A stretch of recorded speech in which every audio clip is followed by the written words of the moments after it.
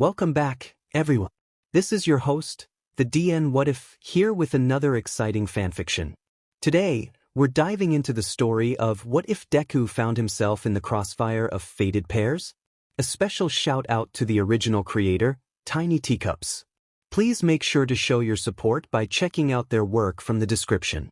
If you enjoy this video, don't forget to hit that like button and subscribe for more fanfiction content just like this. Now, let's get started with the fanfic.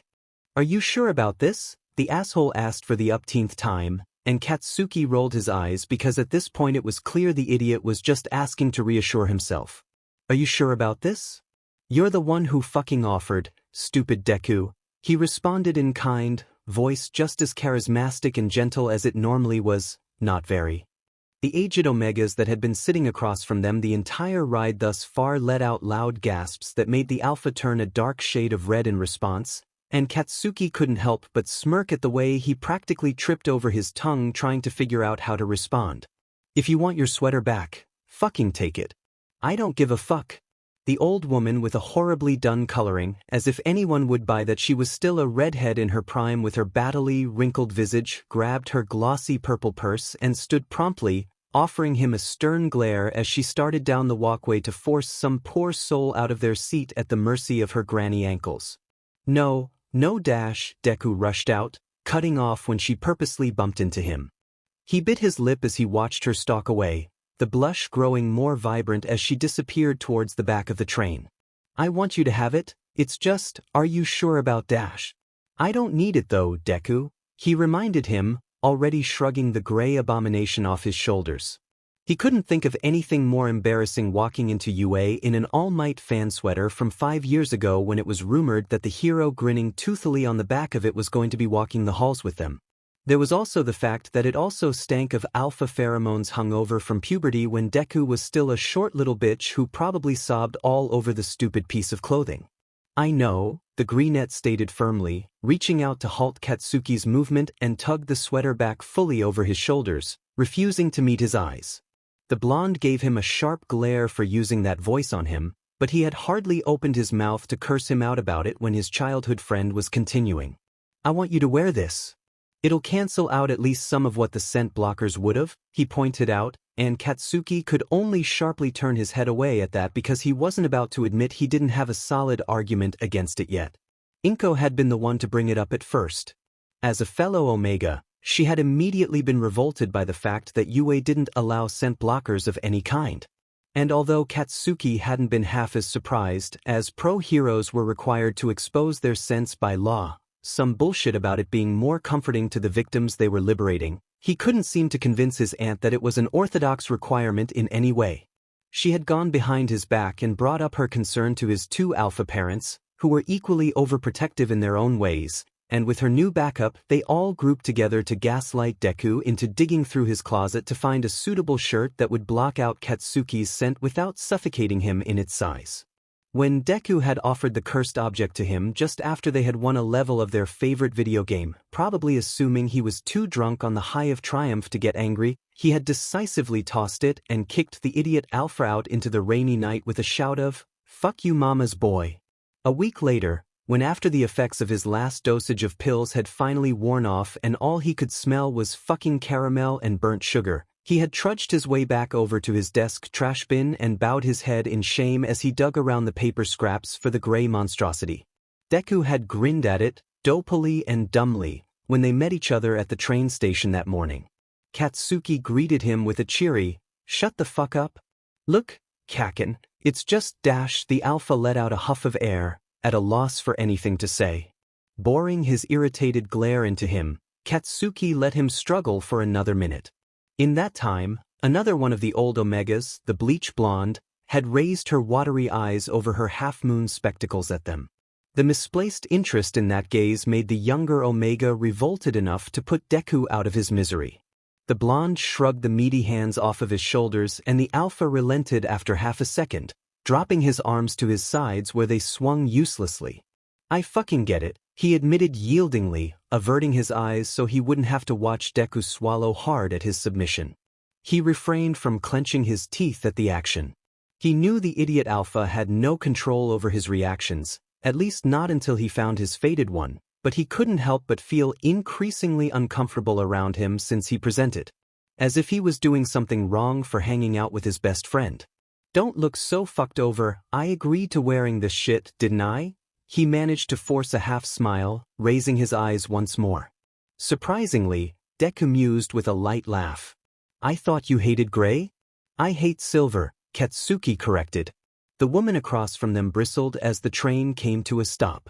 "What an awful thing to say," one of the ladies murmured as she rose from her seat, and he could tell that Deku was thinking the same thing as his smile became more stiff. Of course he'd react like that. Silver was the Omegan color. The color his eyes would flash the second he saw his fated one for the first time. The color he bemoaned since presenting as an Omega. It was only naturally an Alpha would be slightly uncomfortable at the mention of it, at the mention of an Omega hating their dynamic and being so outspoken about it. Deku was no exception to societal norms, no matter how long and well they had known each other. "This is our stop," Katsuki pointed out, pivoting around him after grabbing his bag. He was doing him a favor by deciding not to drag on the topic. If he wanted to, he could make a huge deal about it and rile Deku into a talk about their society and why he should love his Omegan side because it was a part of who he was. But he wouldn't do that to the idiot today. Today was too important. Deku grinned thankfully, slinging his cherry backpack over his shoulder and bounding after him enthusiastically.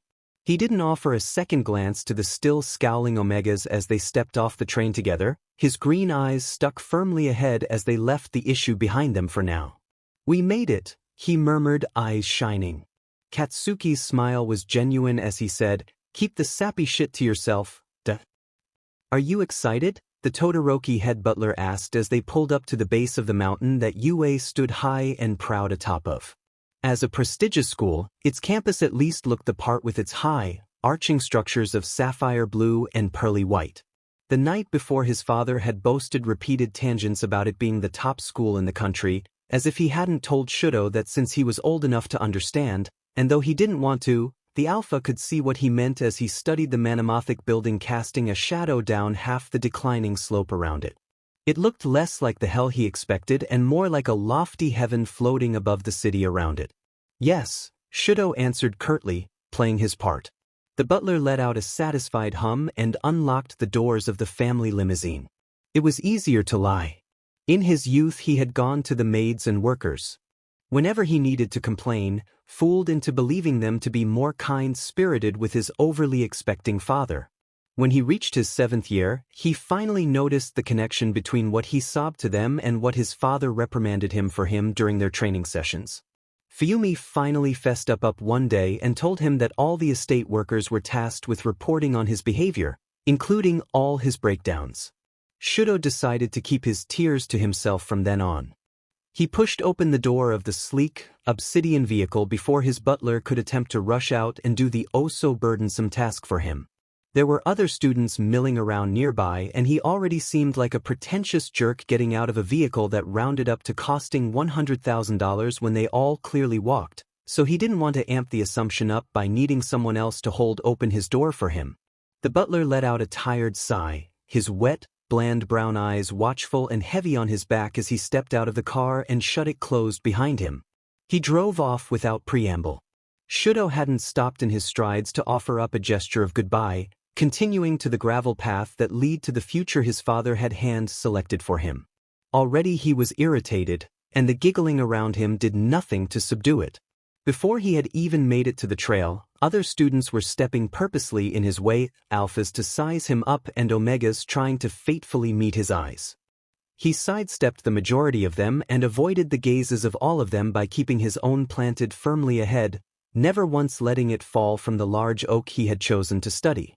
It was a large, sturdy thing, far more interesting than any of the gushing girls and boys who fell in his path. He would have continued on his tirade of neglect, cosplaying his father's stolidness, but he had just made it to his tree when a soprano behind him froze him between strides. "Sho-chan," the feminine voice sang out, excitably, just soft enough to be considered polite, but loud enough to gain his attention.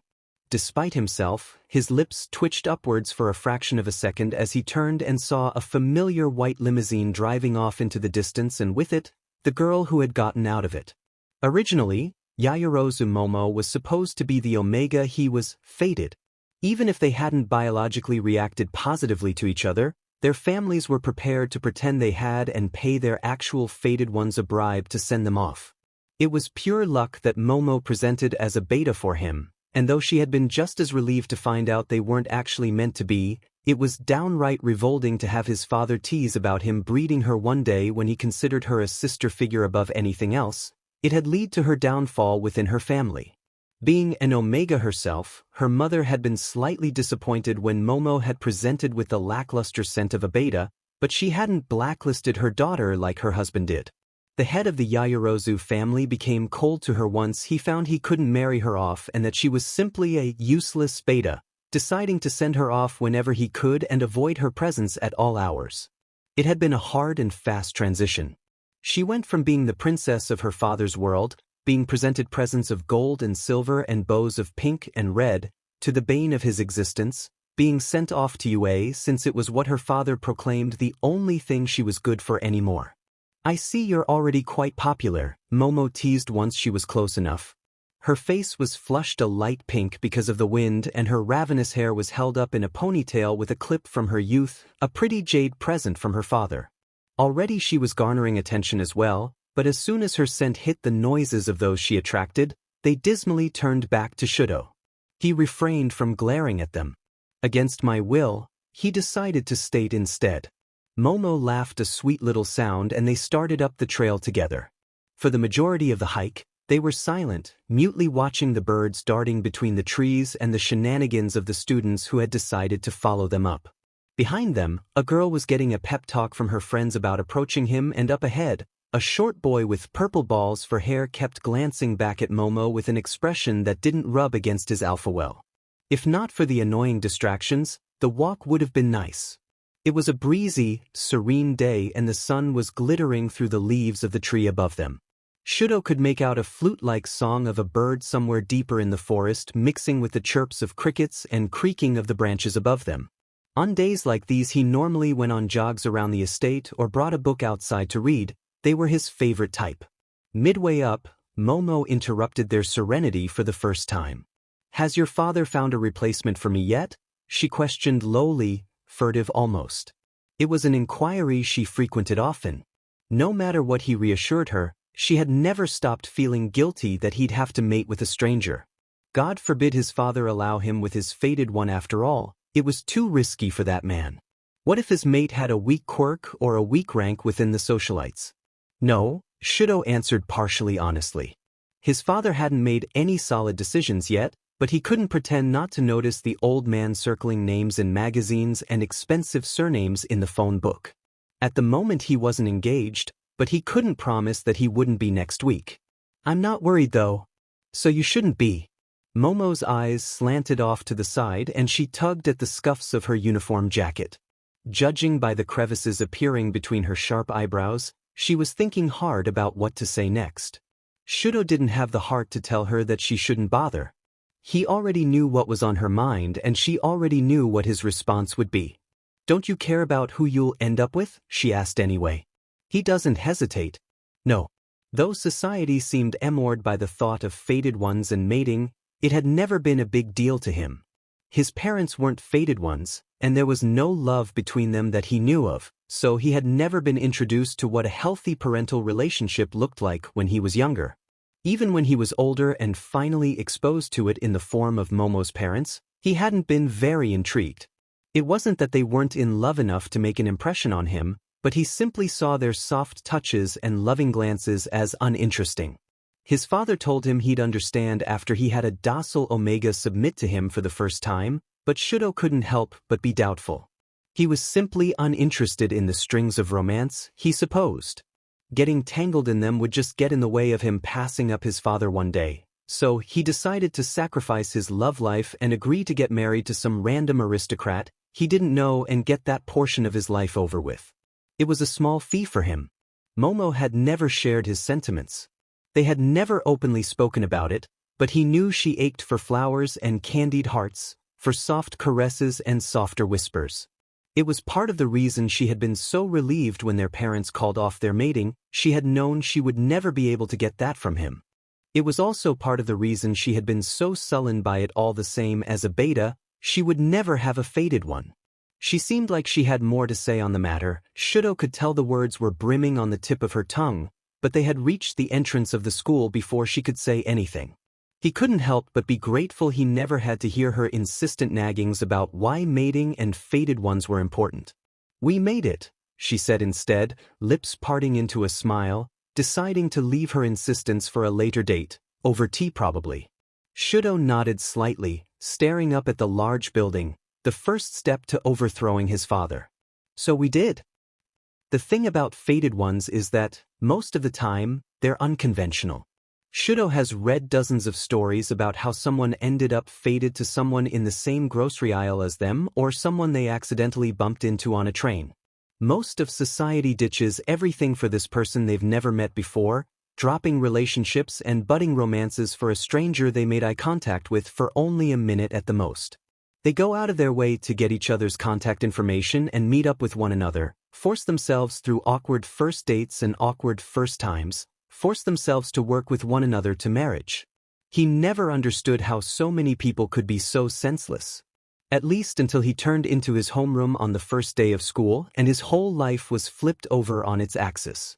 A split second, their eyes met and suddenly a growl was tearing through his throat.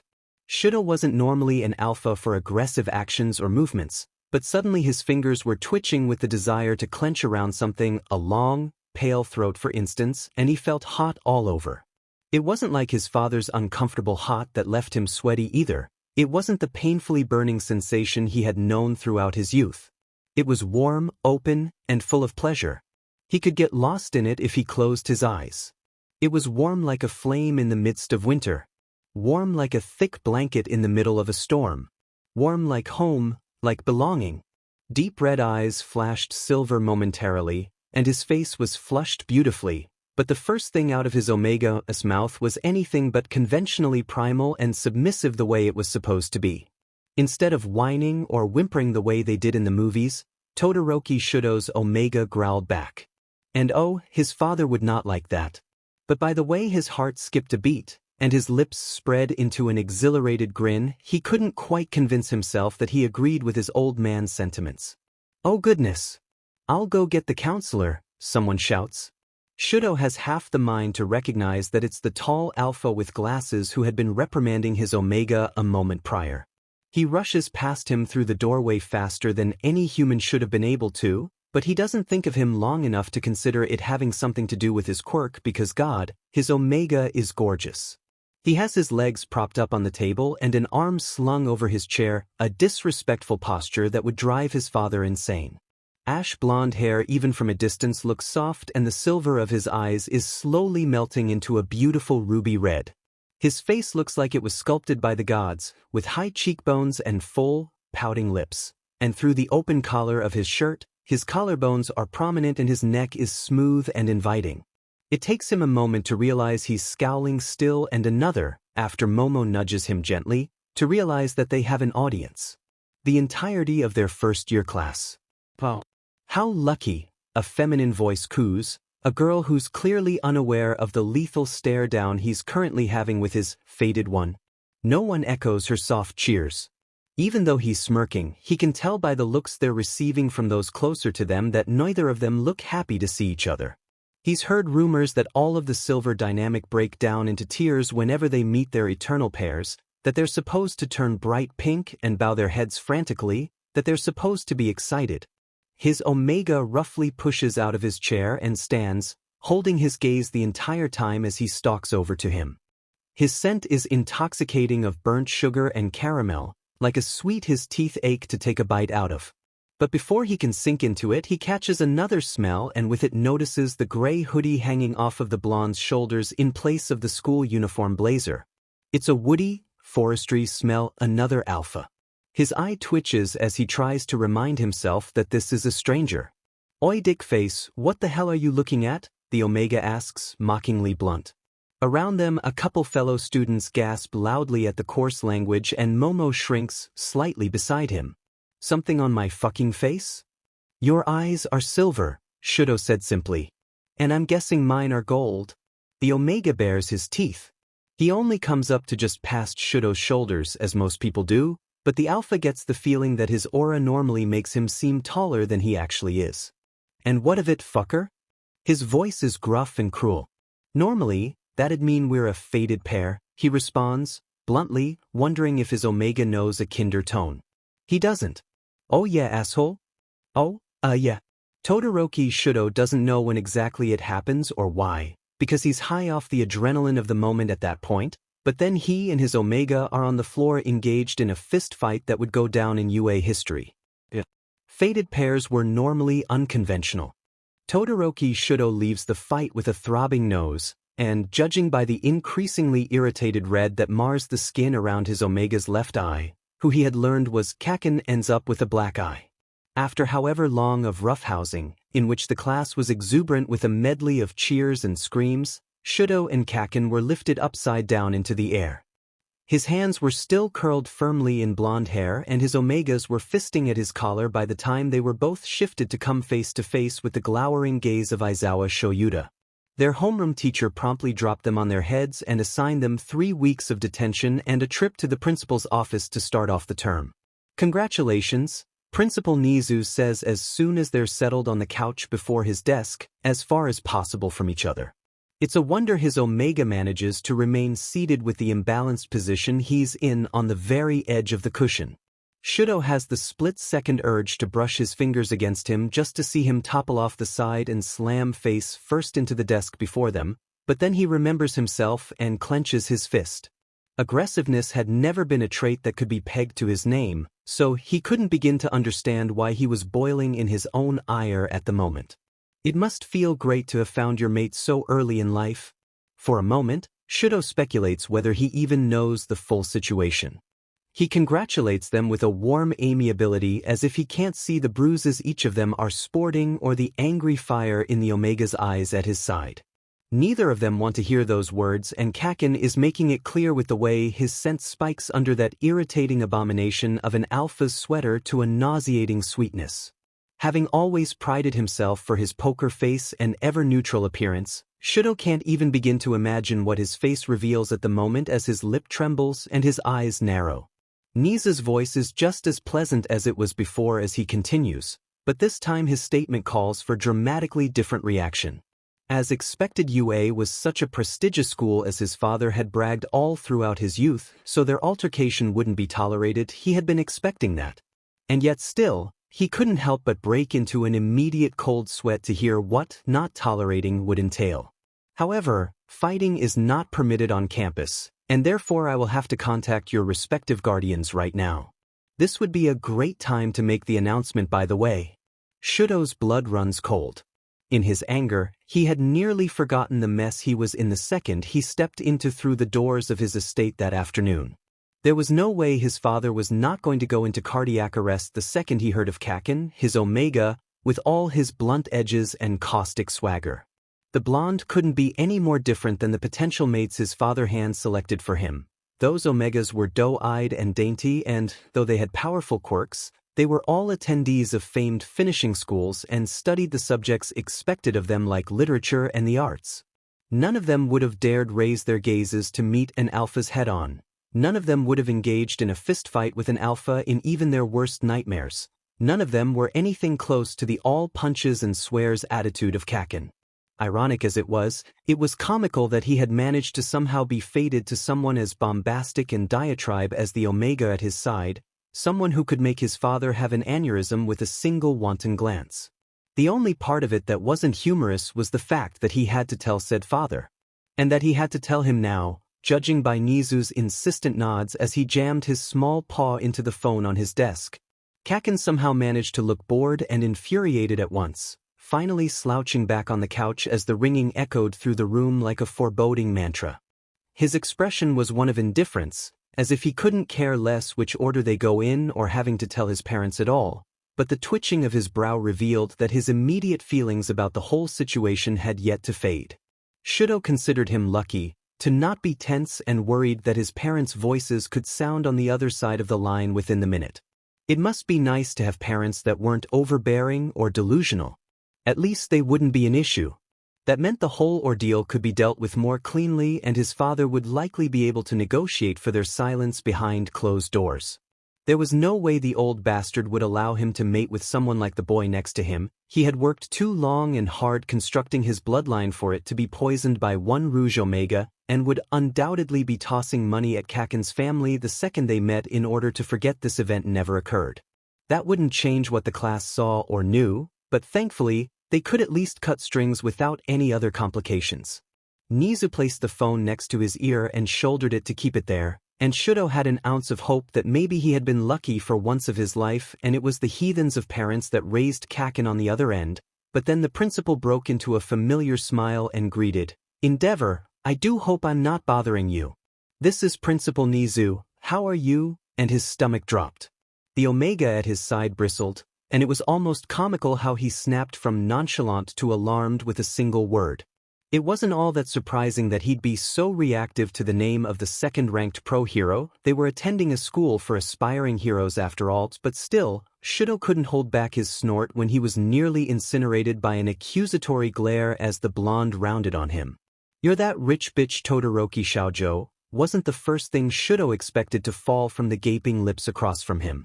He was anticipating more gushing, something more along the lines of, "Oh my god, the second pro-hero?" or a familiar squeal of Todoroki Shudo?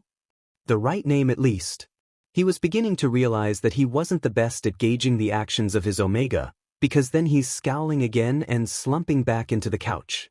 Motherfucker, talk about shitty-ass luck. Shudo didn't think he was that bad of a catch honestly. Not bad at all even. Based on the reaction of campus to his every minuscule movement, he was a popular bachelor's people wanted him, or at least their drooling and glazed-over gazes gave off the impression. He was rich, he had an attractive face fit for a prince, or at least he read that in a magazine once, and he had charming mannerisms. After sucker-punching the Omega, maybe the latter didn't seem as factual, but the first 2 points still stood so he couldn't see why he was receiving such a revolted address. "I am Todoroki Shudo," he agreed, if only to distract himself from the fact that his father was about to be informed that his son engaged in a fist fight with his fated one, just after Nizu finished up his pleasantries. He could already hear the disbelieving beat of silence and then the long, familiar scream of "shoo" that would tarnish his ears later that night. "Wow, really?" The Omega deadpants and Shudo ignores him. "And you're Kaken?" he asks instead, realizing a second too late that Kaken sounds like less of a name and more of an endearment. He's informed as much by the sneer that screws up the blonde's features. "I'm none of your fucking business, asshat. Don't call me that."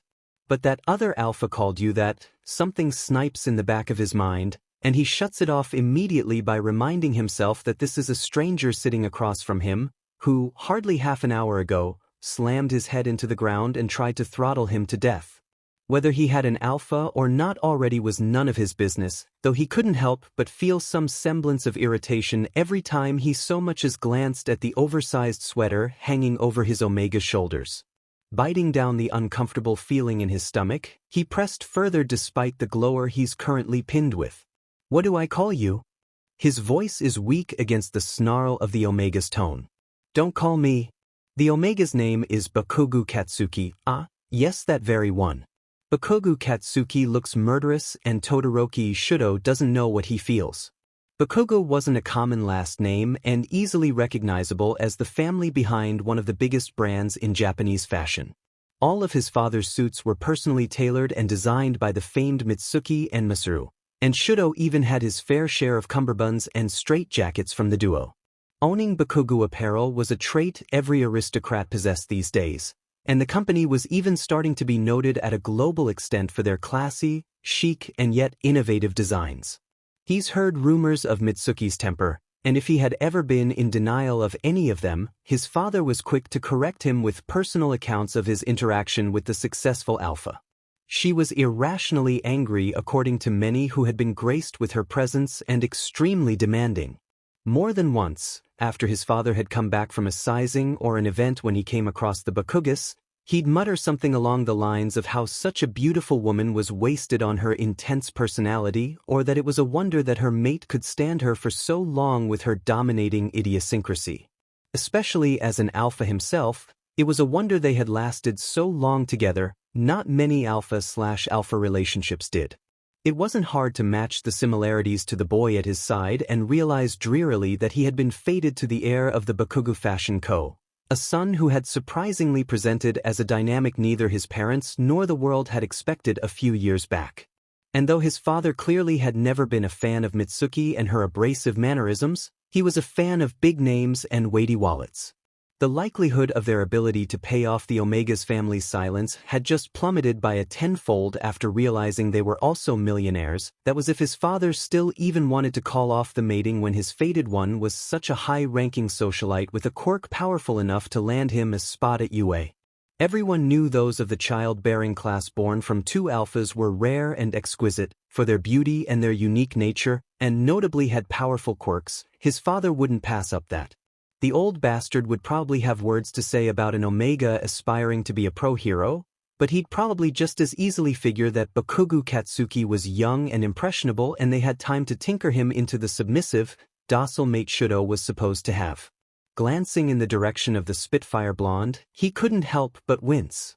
His father was a pyromancer, but there was no way he could control the fire in the Omega's eyes. Shudo wasn't sure anyone was able to. Of course, I'll pass on the offer to them. And as for the fight, Aizawa-san assigned them both 3 weeks of detention, and I'm leaving it at that. You know how people get when they meet their fated ones, especially when they're so young and hormonal. Niza breaks off to laugh then, a careless sound, one that belongs attached to a statement gushing over young love. Shudo inspects a bruise reddening on his arm from their earlier fight and wonders, once again, whether or not the principal truly understands that they had been going at each other fist to fist earlier, not mouth to mouth.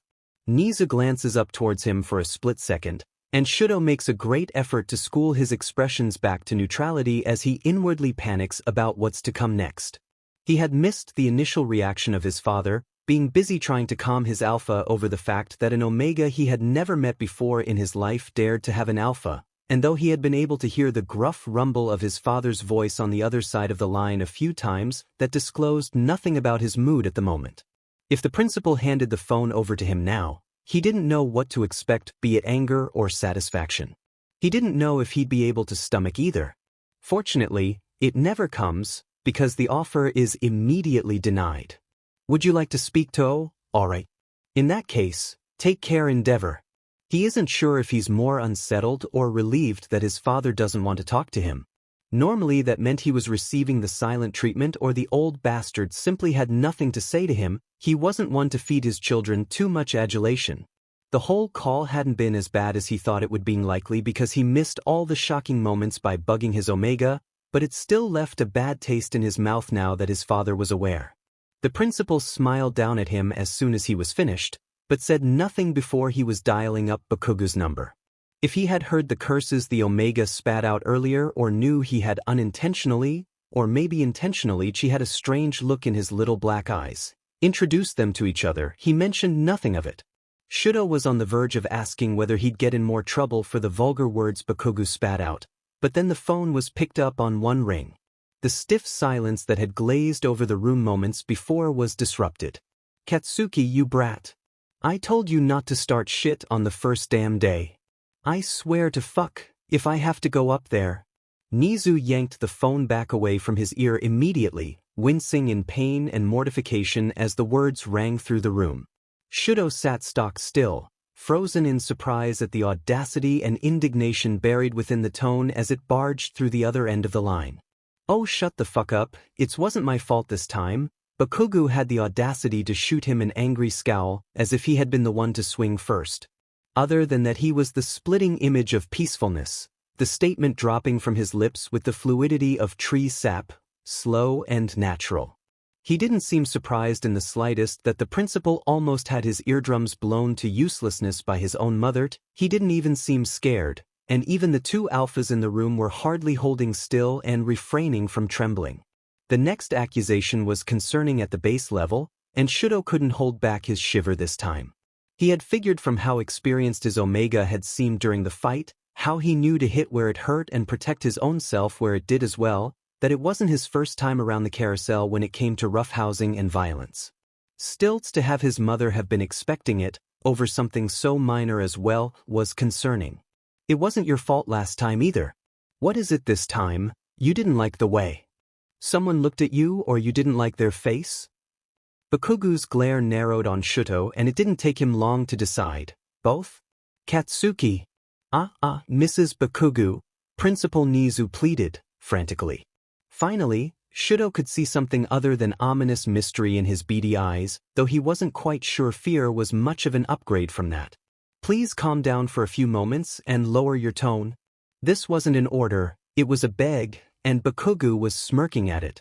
Mitsuki wasn't as amused, and after a shuffling sound at the end of the line, a few curses and a harried cry, a new voice piped into the conversation. The Omega's amusement quickly dropped as the masculine voice tentatively rushed out, just as loudly as his mate had been, yet far more panicked. I'm so sorry, Principal Nizu, my wife she a crash. Anyway, what was it that you needed? Occasionally, when his father was feeling particularly nasty after returning from a sizing with the Bakugas, he'd rant about the other alpha of the family, the one famed for being more docile and submissive, the one with the Omega genes in his blood that carried over to Bakugu Katsuki. In some way, the entire family wasn't up to his father's standards, being that they were entirely backwards according to societal standards. Bakuga Masaru was known to be more calm and less aggressive throughout the industry. If he were a single alpha, he probably would have been admired and sought after for such a characteristic. But since he was married to one of the most hostile ones in the industry, he failed in a lot of people's eyes when it came to taking care of his pack and keeping them in place. With just a few words, it was clear Masaru was no contender to an alpha like his wife or even Todoroki's father. And to have raised a pup with such a volatile personality and mated the epitome of alpha anger, it was slightly concerning that even now he had no ounce of authority in his tone and had to, or it seemed like, wrestle the phone out of his wife's hands.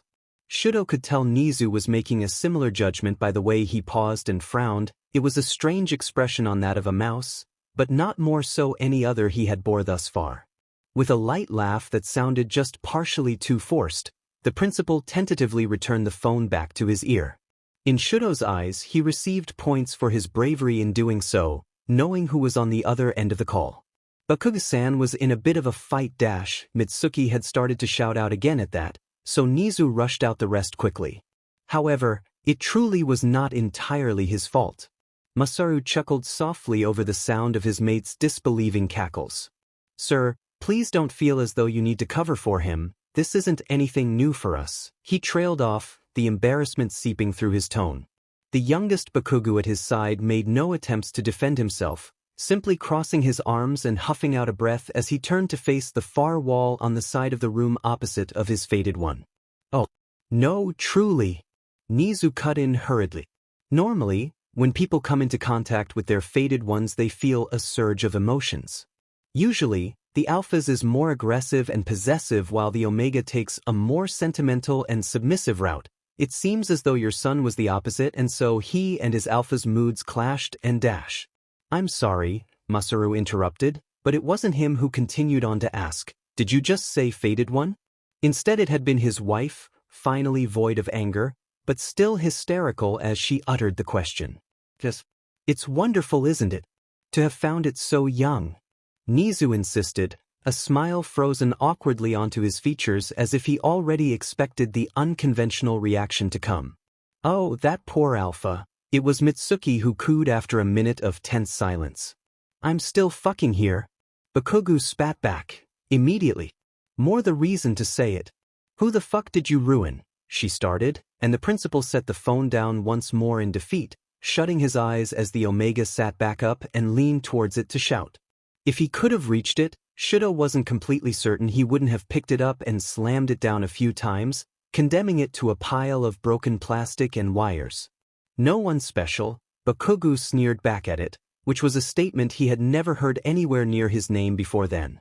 When he said his title, he said it as if it were a vile thing, as if it belonged to one of the League of Villain members. Todoroki Shoujo. Shuto, he instinctively corrected, and then, since he had already made his presence known and felt awkward quipping something out and leaving it at that, "Nice to meet you, Mr. and Mrs. Bakugo." His Omega's eyes narrowed and he bared his teeth as if to snap at him again, but then Masaru let out a yelp and then had the more conventional reaction to his name, all the gushing and excitement galore. "Todoroki?" As in the second-ranked pro-hero dash. "Yes, what fucking other Todoroki? Now are we finished? Can I get the fuck back to class?" Bakugo cut in, sharply, embarrassed almost. Shudo nearly snorted, but lost his breath a second after.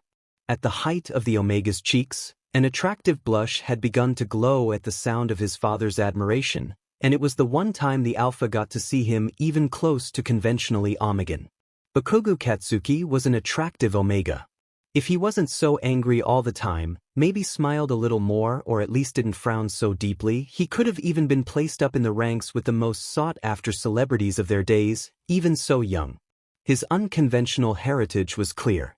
Shudo had briefly noted it in class before they went up against each other with fists, but now that he wasn't facing him with such ire and was instead directing his irritation towards something else, it was obvious that the universe wasn't entirely against him by condemning him to a mate horrible in and out. At least his Omega was pretty to look at, that had to count for something. "Oh yes," Nizu piped up then, but Shudo was still silently distracted, so he paid the worried little mouse only half his mind until he heard the invitation. "Mr. Todoroki has invited you both and your son to his estate this Friday for dinner. He asks that you let him know if that's all right with you sometime this week before then." Once again, the principal was unconventionally cheery in a situation where dirges should have been sounding in place of his blithe tone. For the splinter reincarnate had just solidified the fact that he would be dying young. "Say no," Bakugo deadpanned, and for once in their first few interactions Shudo couldn't help but be relieved to hear his nasty tone. He couldn't say something so blunt and negative to the family of his fated one, or even his own family for that matter. He was glad his Omega was trigger-happy with his explicities and swears.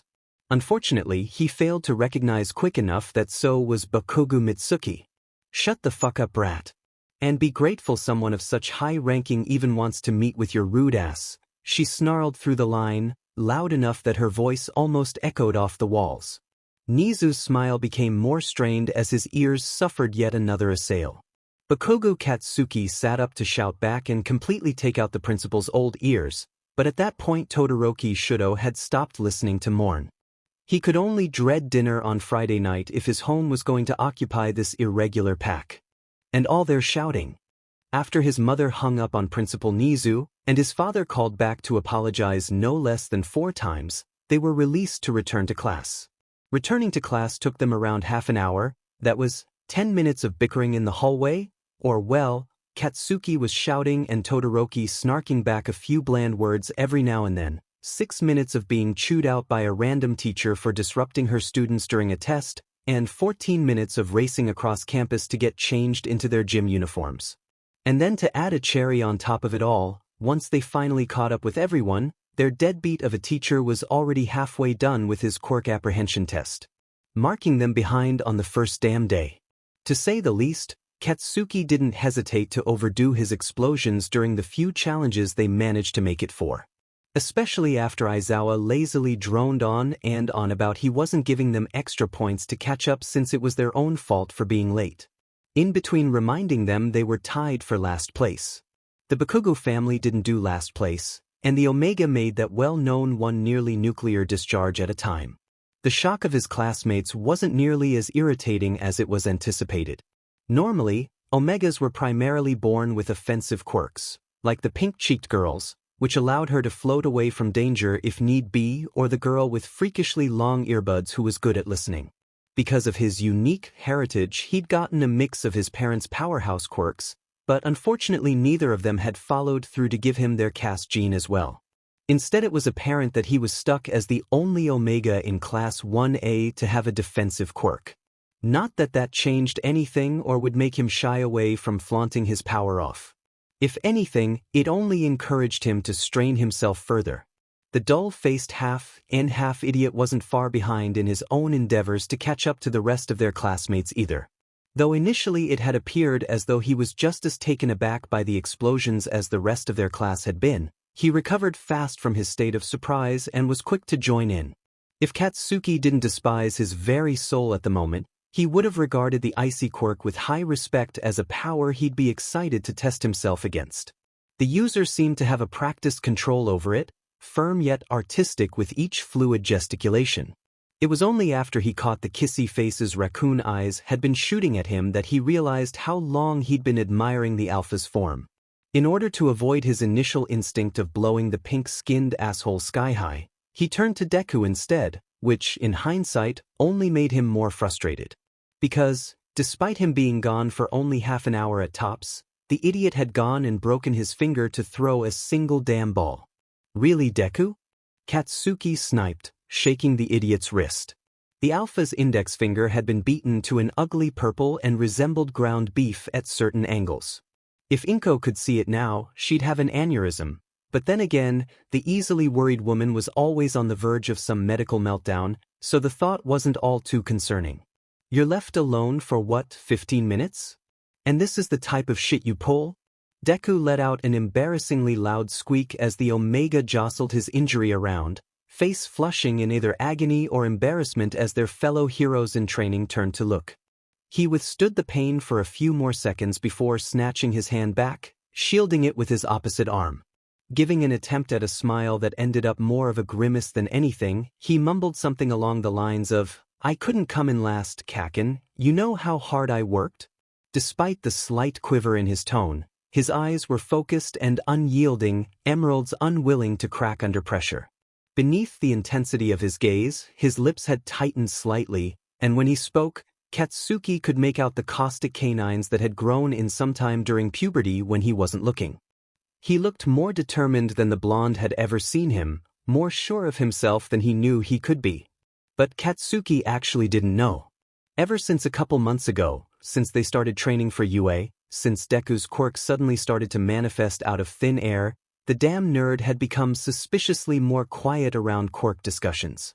At Friday dinners, when his entire family would pack themselves into Inko's small kitchen and shove and swat at each other to reach whatever she decided to bless them with that night, Deku would normally babble on and on about whatever hero he had passed by in town that day when his dad politely asked, "How's it going, son?" It wasn't until recently that he'd respond like a normal human being with a simple "Fine, how are you?" instead of blabbing their ears off and spoiling their appetites. His mom had once called it character development, proudly stating that he had finally grown out of his fanboy phase and matured into a fine young man. Auntie Inko had cried in joy at that, blubbering out dozens of "Really? And you think so?" In disbelief. His father would chuckle softly and pat Deku on the back. Katsuki would catch a shifty green gaze across the table and narrow his eyes. Deku getting over his hero obsession was around as likely as hell freezing over. Katsuki wasn't stupid enough to fall for that, not when the creep still added all-might ties to his dream wedding Pinterest board and nearly hyperventilated himself to a coffin when they found out the said symbol of peace would be teaching them.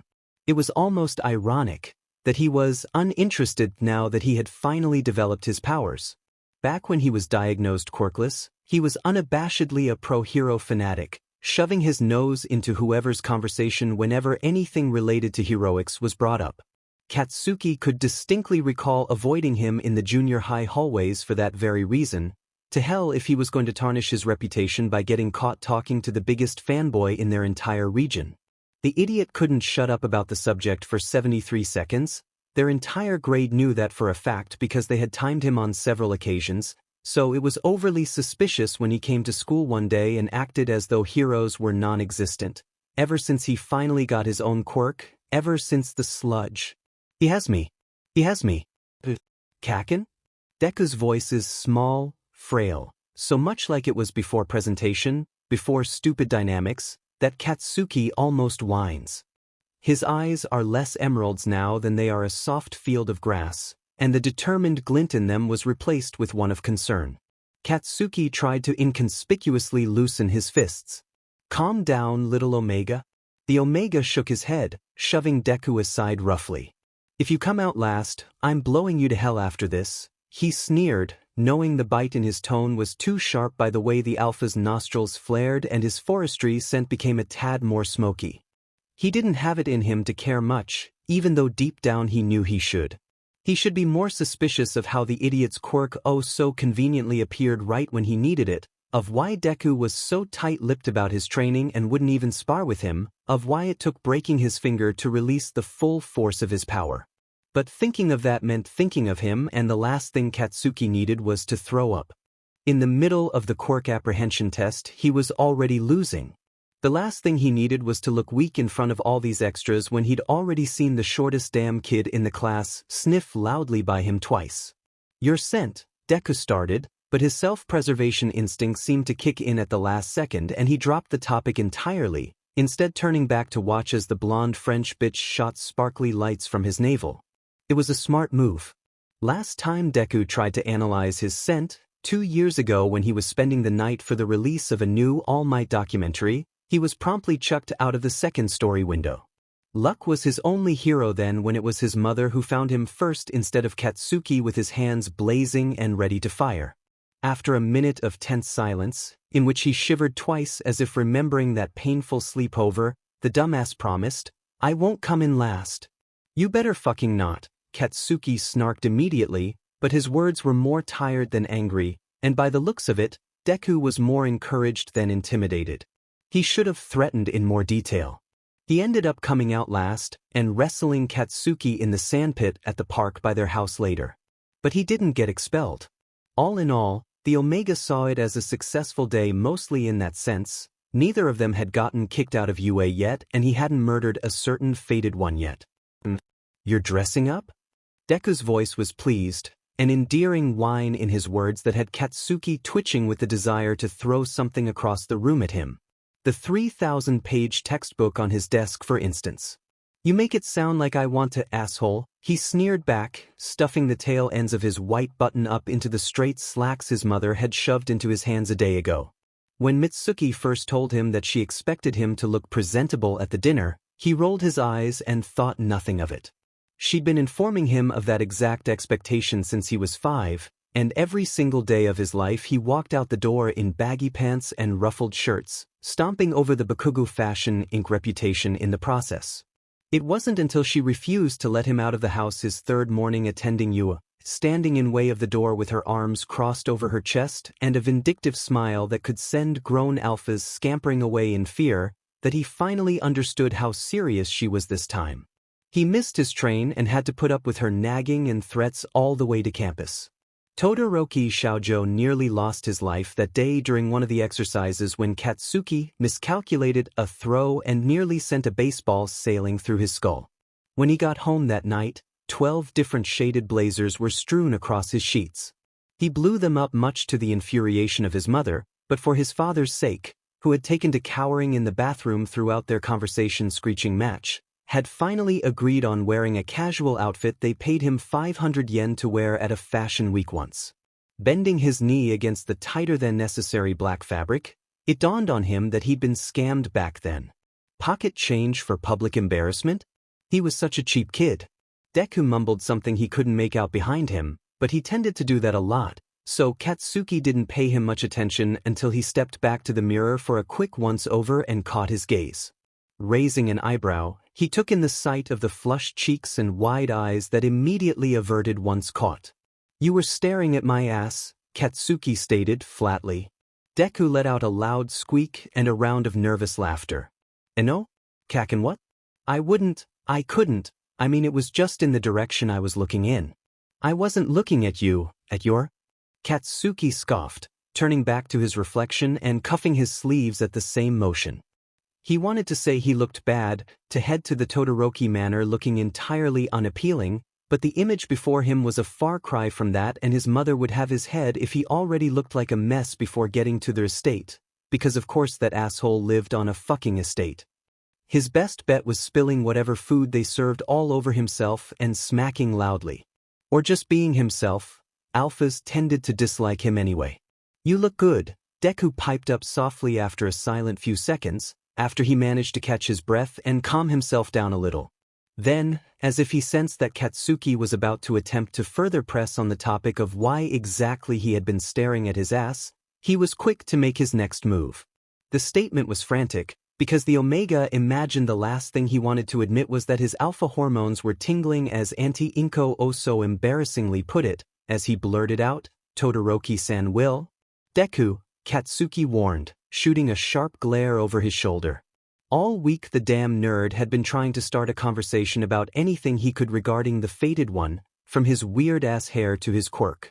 He'd even tried going up to half and half himself when the Omega was unresponsive, trying a different angle to get them connected somehow and stifle the heated tension that had plagued the class since the first time they squared off fist to fist.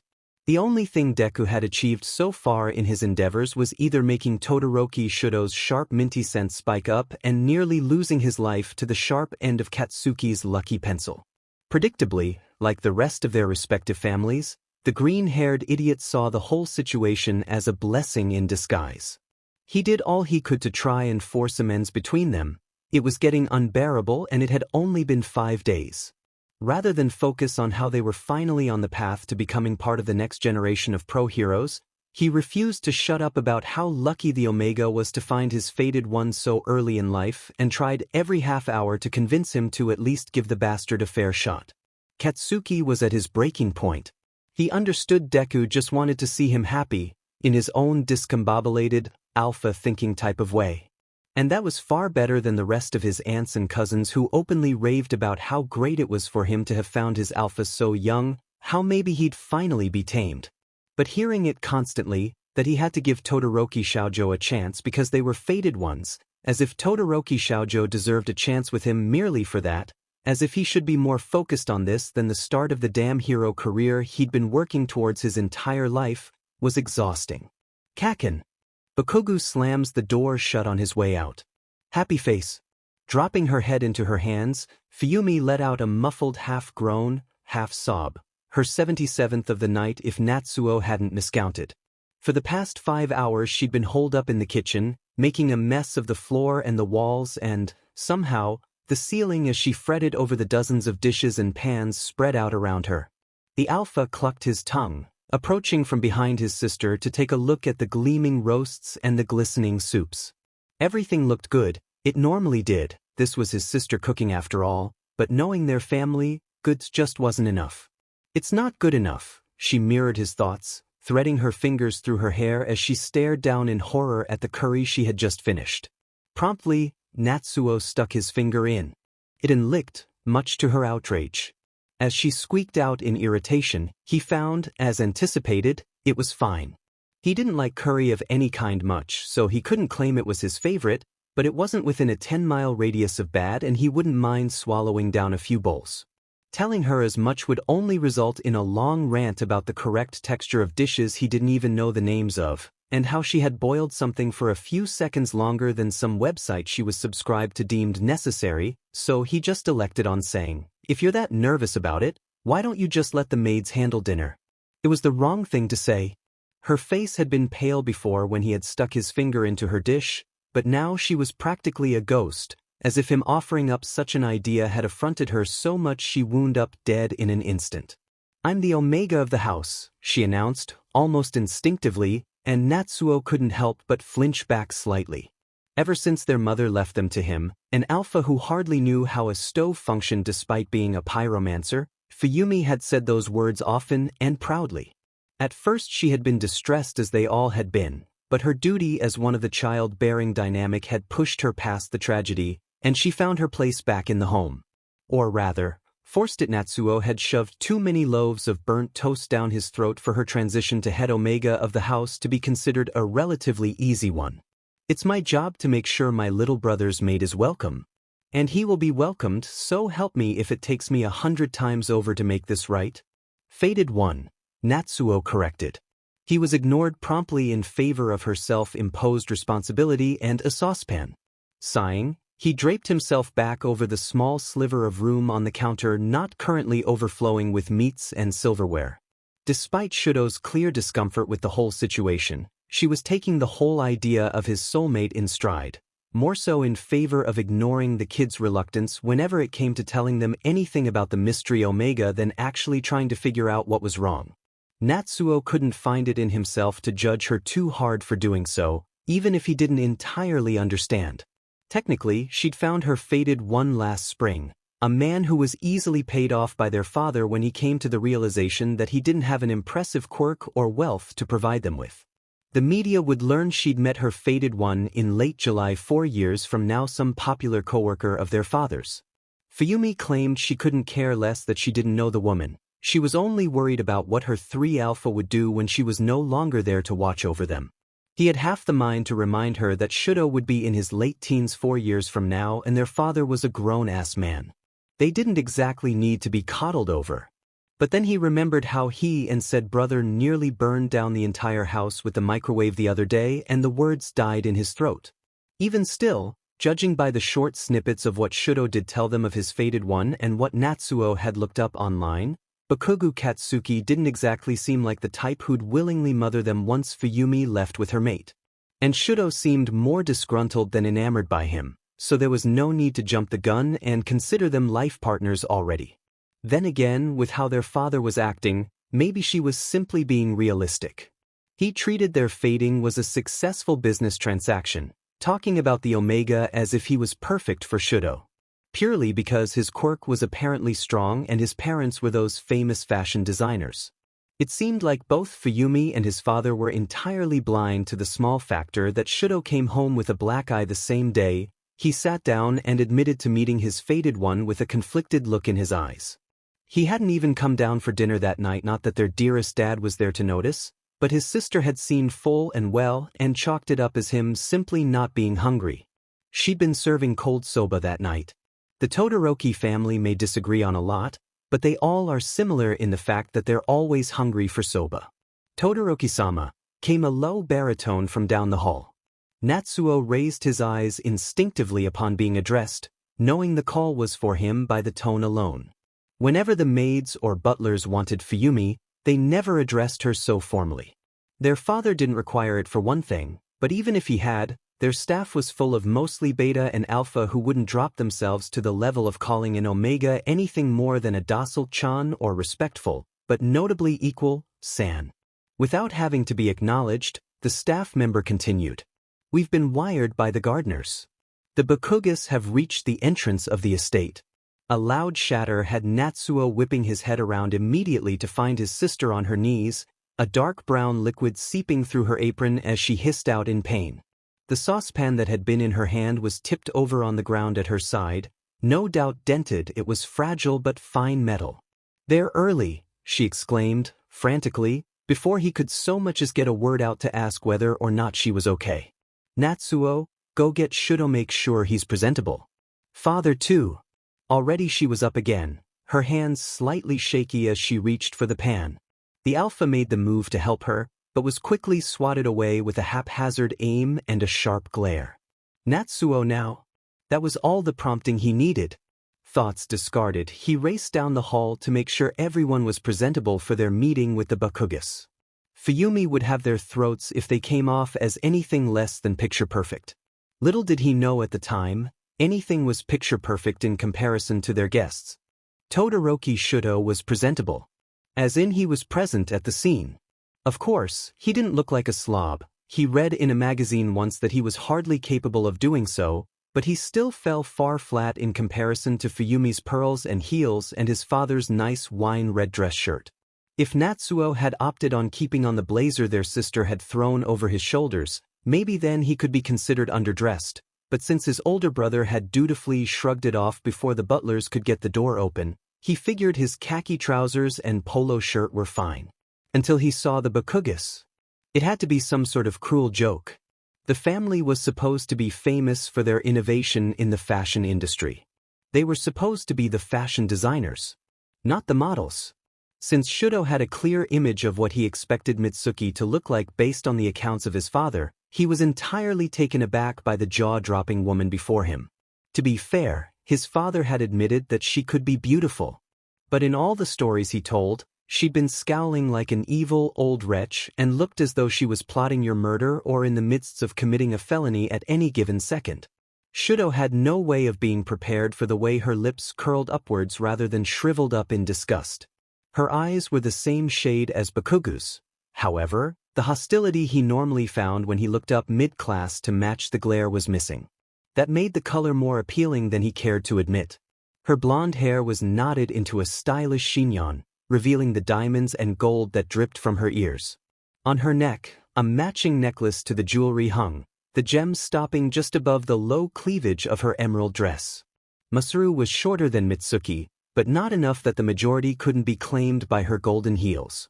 Where it was clear their son got his eyes, hair and cheekbones from his mother, it was just as clear where he got the slight softness to his features and upturn of his nose from his father.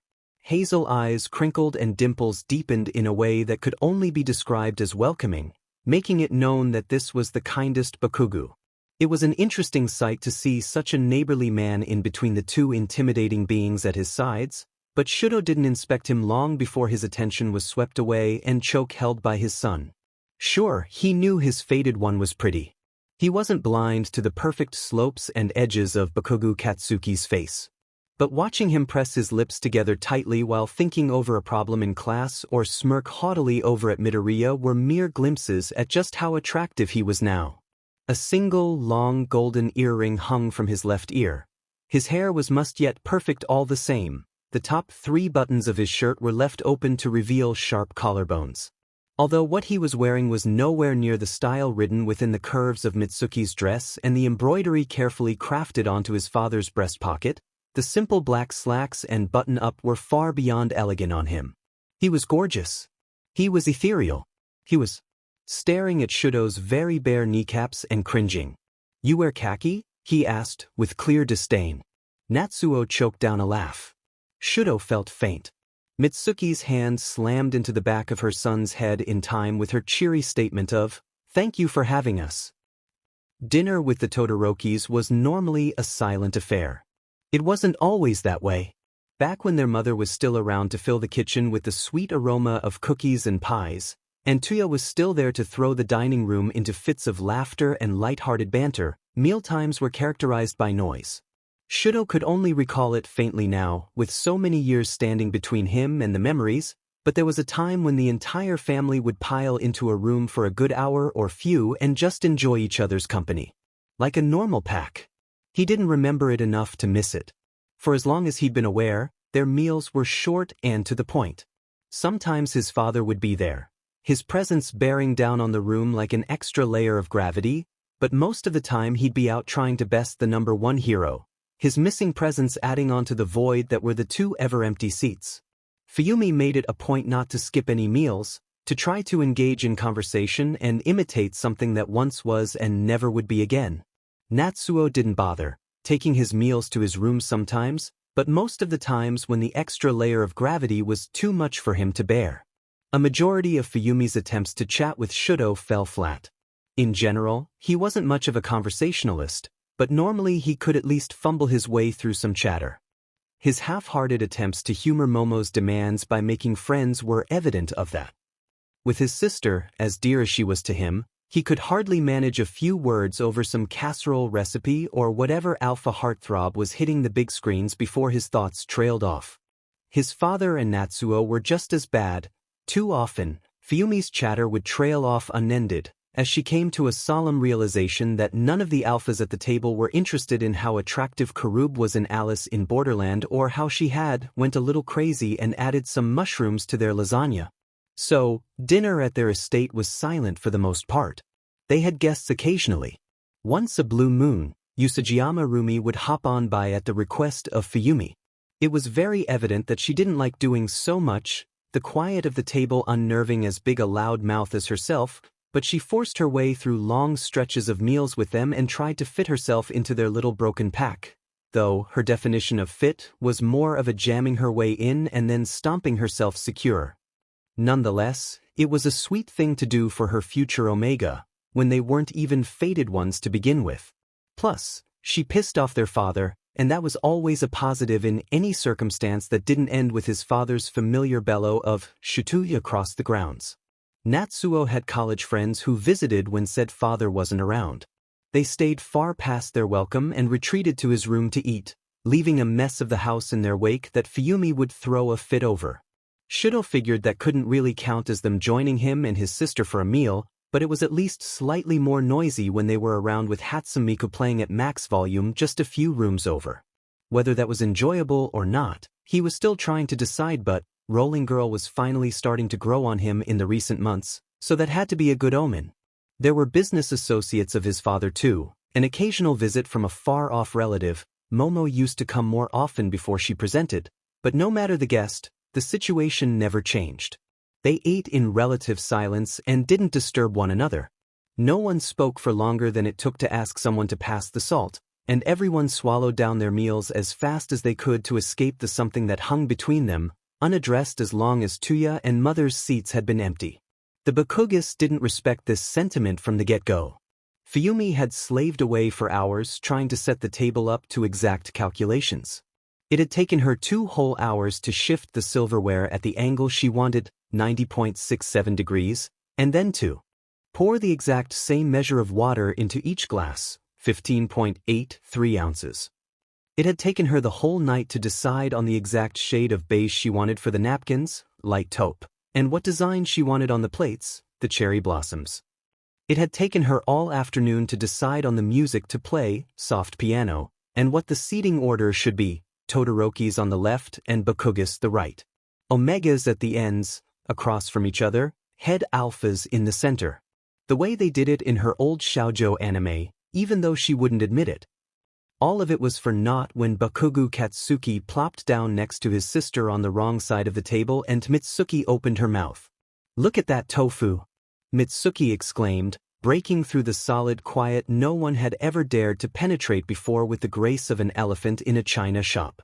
Fuyumi's face contorted through a slew of emotions as she tried to decide on what to present, from charmed at the overzealous compliment to disgruntled by the god's awful table manners the woman's elbows on the table displayed. In the end, Shudo never caught which expression she'd settled on, refocusing on the alpha across from him when she spoke again instead. With 3 pieces stuffed in her mouth, she demanded loudly, "Wakan make it?" Shudo assumed it was impossible to interpret. For a brief moment, he assumed she'd switched languages and spent a solid minute trying to figure out whether it sounded more French or Russian. It turned out to be neither when Bakugu responded absent-mindedly as he reached for a shrimp tempura, "Why can't you make it like that, hag? And don't talk with your mouth full, it's disgusting. Oi, you little shit, don't talk to me that way. I'll chew the way I fucking want and you just sit and watch because I'm your goddamn mother. That's fucking disgusting, stop. No one wants to see your hag. Like a bird. Come here, kids. I'll regurgitate. Get the fuck away from me, you fucking freak." "My love, cats please," Masaru said, around a mouthful of tea, glancing at the way his wife had lunged across the table sending Fuyumi's cutlery to the floor and grappled at her son, with solemn disinterest. As if that was a normal thing to do within a minute of sitting down at a dinner party. He spared their hosts an apologetic glance, lying through his teeth when he said, over the sound of their shouting, "They aren't normally like this." Shudo didn't have to turn and face Fuyumi to see the barely contained look of distraught crossing over her features as she came face to face with the perfect, little Omega she'd been preparing for all week. His father had gone entirely still, hands still outstretched to the salt shaker, as though he had the audacity to be surprised about who he invited to dinner when he knew them best. Shudo picked up his drink to hide the twitch of his lips at the sight of the bastard's clear displeasure. Serves him right for setting this up in the first place. There was a lilt of glee in Natsuo's tone when he spoke, interrupting Mitsuki's attempts to grab her son across the table and do whatever it was she intended to do with the mouthful of rice she was violently chewing on. "Well, Fuyumi is a great chef," he offered up, flashing a broad smile. He tended to be overly polite and chatty with guests that made their father go all red and irritated. It went without saying that he was a huge fanboy of Maruko and Hawks. "I swear she was going to kill me earlier when what did I do again?" It took Fuyumi a second to blink out of her stupor from where she had been watching Mitsuki dust off her dress and straighten her posture like she'd just come back from a leisure walk rather than rolled around on their table. Somehow the alpha managed not to get a single speck of food on her outfit, no matter that she just had her chest buried in the mapo tofu. Shudo had just begun to conspire that it had to do with a secret quirk of hers or a fashion industry secret, when his sister finally regained her senses. "He tried adding little sausage bits to my curry," the Omega said, dismissively, as though she knew no one at the table would understand what the big deal was. Normally, no one would. If Usajiyama were here, she would try to lead her on in a conversation for a little while, half-heartedly listening to her complain about the reason adding sausage to her curry was against every rule in the cookbook of life, all in the name of love, or rather, all in the name of mating for convenience. One of their father's business associates would probably make the mistake of trying to relate by talking about how their Omega loved to bake, and then would get grilled on the difference between cooking and baking for a half hour. Momo would offer up some fact or statistic she'd picked up somewhere and confuse Fuyumi into silence. But no one would get it normally. There was nothing normal about this situation. "He did what to your curry?" Bakugo Katsuki demanded, as he smoothed out his shirt, that wasn't even wrinkled in hindsight. Maybe it was a gene. His striking red eyes had narrowed slightly and his lips curled into a scowl, as if the whole prospect of mini sausages in the sauce had personally offended him. Fuyumi had mirrored the look exactly earlier when she walked around with a saucepan in her hand and demanded to know who had messed with her curry. Bakugo Katsuki got it. Fuyumi sounded just as surprised as he felt, though her shock was quickly taken over by relief as she began to go into detail about the situation, explaining it as if it were a grave crime committed against her. "It was around 2:07 p.m. when I turned away for a minute and he added little sausages behind my back. The ones that I was going to use as appetizers. Figured you were going to have a meat tray," Bakugo admitted, plucking a piece of cheese from his plate and continuing on to compliment his sister's cheese like it was normal. "Your brie is cut fucking perfectly."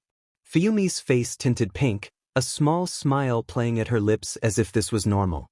She didn't even seem to mind his language, and just last week she tore into a preteen at a restaurant for saying "damn" in her Vicinit. Thank you. Anyway, I had to change the whole recipe to work with the... Shudo stopped listening then. Because he normally tuned out instinctively as soon as his sister really got into her recipe/coupon vents, but also because the way Bakugo Katsuki, was hanging on to every word and nodding along with actual interest in what Fuyumi was saying, was beginning to unnerve him. That was only a few minutes into the dinner. It only got worse from there. Natsuo made a comment under his breath that Shudo couldn't hear, and likely wasn't meant to, judging by the ugly laugh Mitsuki let out in response to it. It spurred a loud conversation between them about whatever innuendo it was that they were shouting back and forth over. After 10 minutes of watching them going at it, he realized with oncoming dread that they too got each other. Enough so that Natsuo was willing to give up his make dinners with that awkwardly silent policy, ndudas for short, to talk with her. There weren't many people who could make Natsuo give up that. With brother and Mrs. Bakugo joking on one side, and his fated one and his sister exchanging chopping techniques on his other, having his dad and Bakugo Masaru get along would have been the end of the world as he knew it. Bakugo Katsuki getting along with his sister was more than enough to set him on edge, but his father and the kind, gentle other alpha talking the familiar way Mitsuki was with his brother now would have sent him completely over it. When he turned to find the duo sitting in awkward silence, dully commenting on the weather every other 10 minutes, the relief was enough to get him through the rest of the dinner without losing his mind or demanding to know what twilight zone they'd been thrown into at some point. It was enough to assuage him enough that the weight of the situation finally hit him. Dinner with the Todorokis was normally a silent affair. Tonight, laughter rang through the air every other minute and conversation went without end.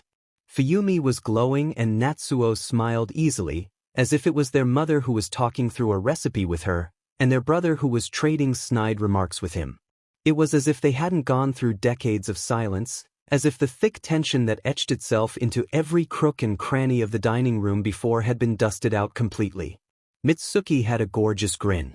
Her red eyes flashed like rubies along to the rhythm of her cackles, and deep trenches of dimples never once faded as she spoke to Natsuo. And her son.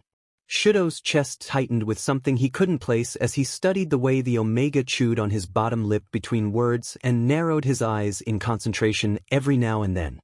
He had to tear his gaze away when he would nod in excitement after Fuyumi said something particularly interesting or would gesticulate wildly when he explained something to her. Finding something else to focus on, to keep himself from stealing glances at his asshole of a classmate who was unfairly attractive, became a bigger problem than anticipated. After Bakugu's lips twisted into an agreeable smile, Shudo didn't even know his lips could do that. At something his sister said about some recipe, Shudo made the mistake of turning his attention to said sister. Thankfully, his fated one had been too invested in the conversation to notice the teasing smirk and motions she was making at him. Shudo never made the same mistake twice. But he would have preferred to then. Fuyumi's light-hearted motions were the better option when placed up against Natsuo's snickering as he told the mother of his fated one that he'd just been staring at her son. He understood the reason paranoia was settling over his shoulders when he was met with their twin looks of callous mirth. They were a pair made in hell.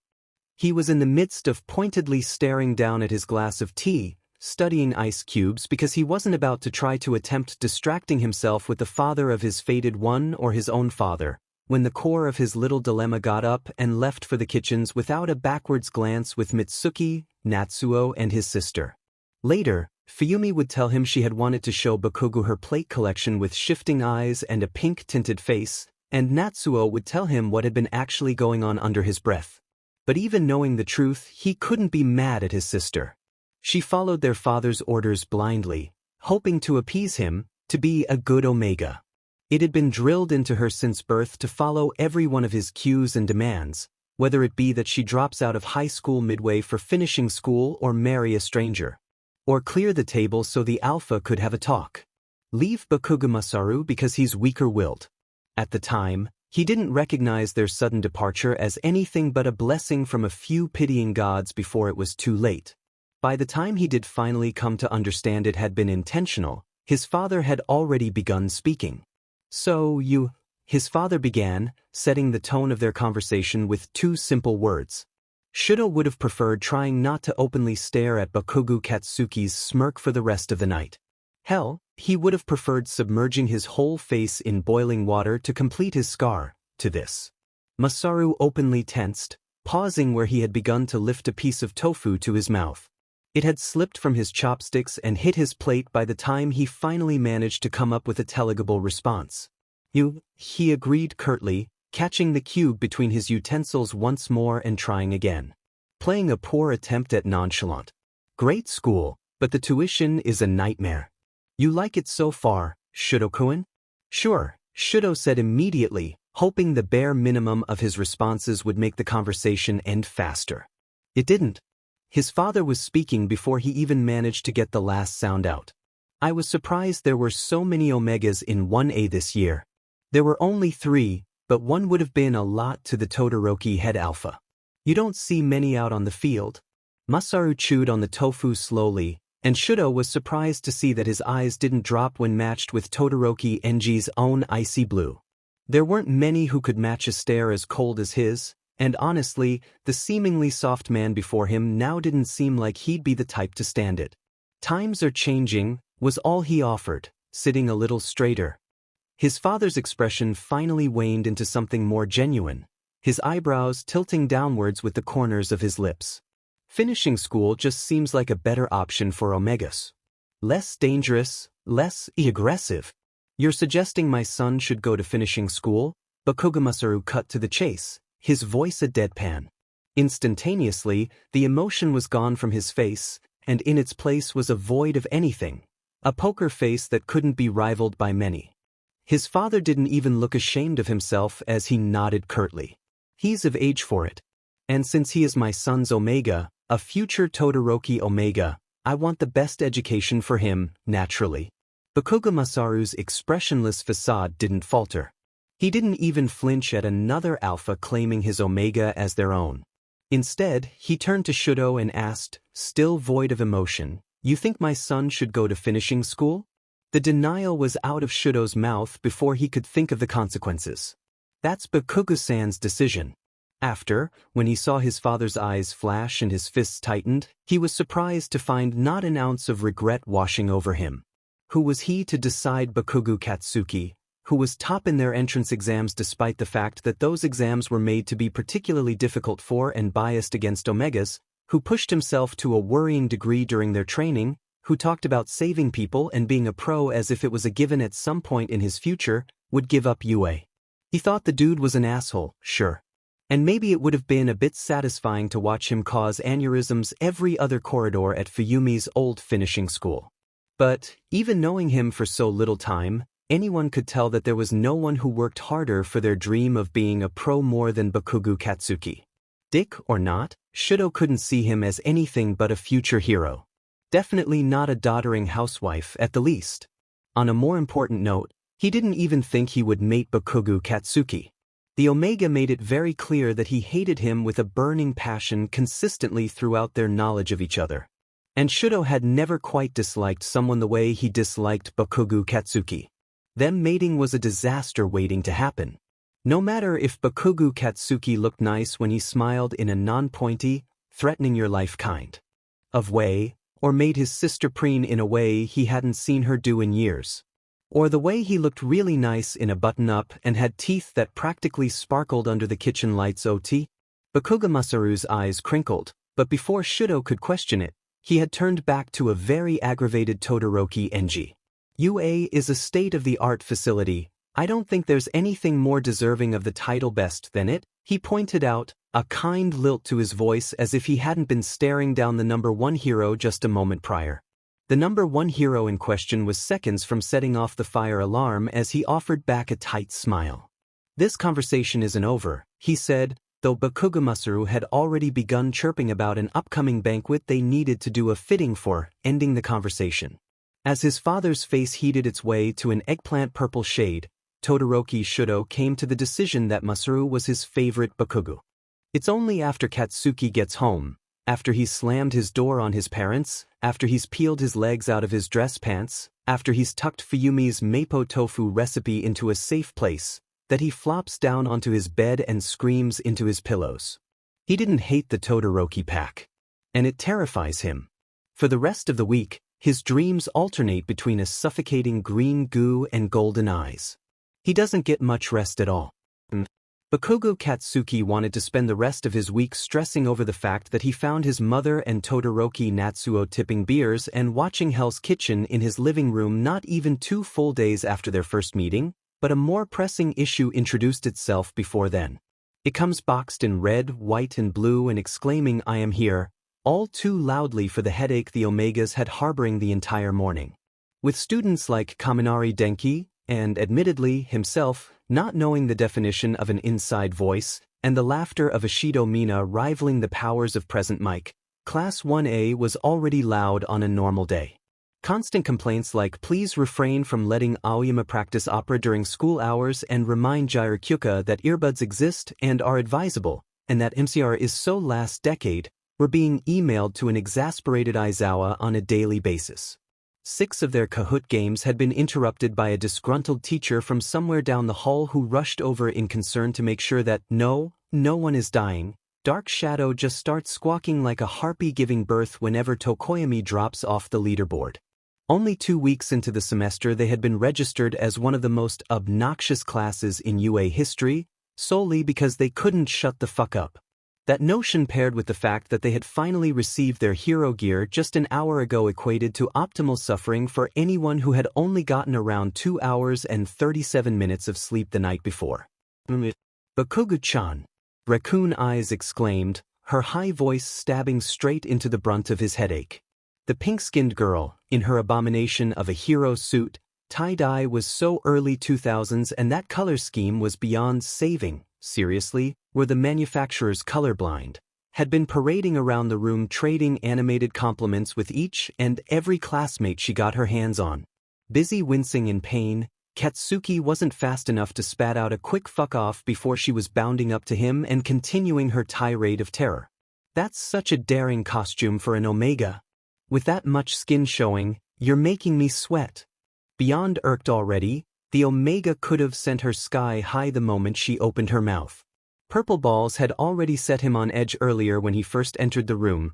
The man-child had let out a loud squeak and turned magenta immediately, blubbering something about wet dreams and skin smooth like. That was all he got out before Bakugu's fist was jammed into his trachea.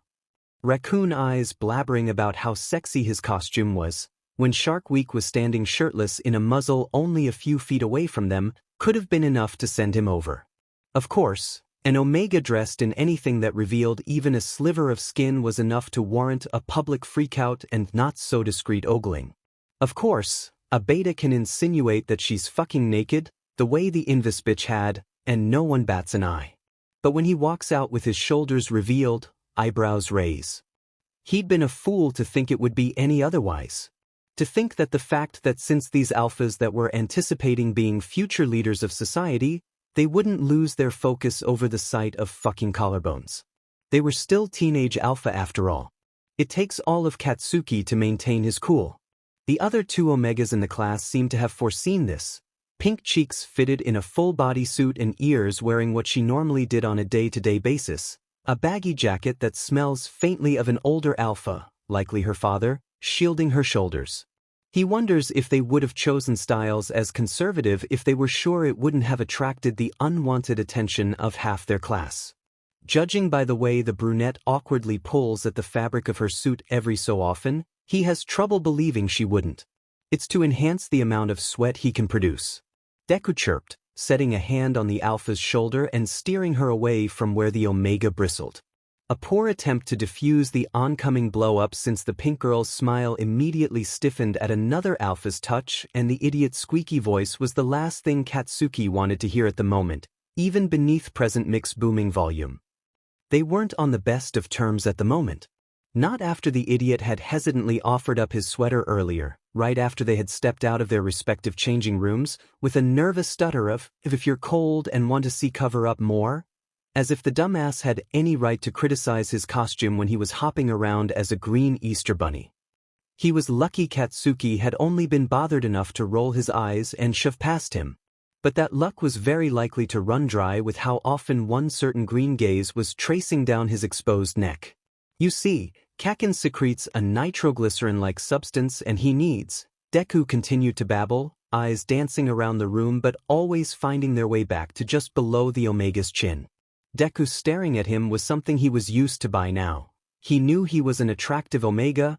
It was hard to miss the amount of alpha who walked into walls around him on a daily basis, but Deku distracted from something to do with being a future hero over the sight of his neck?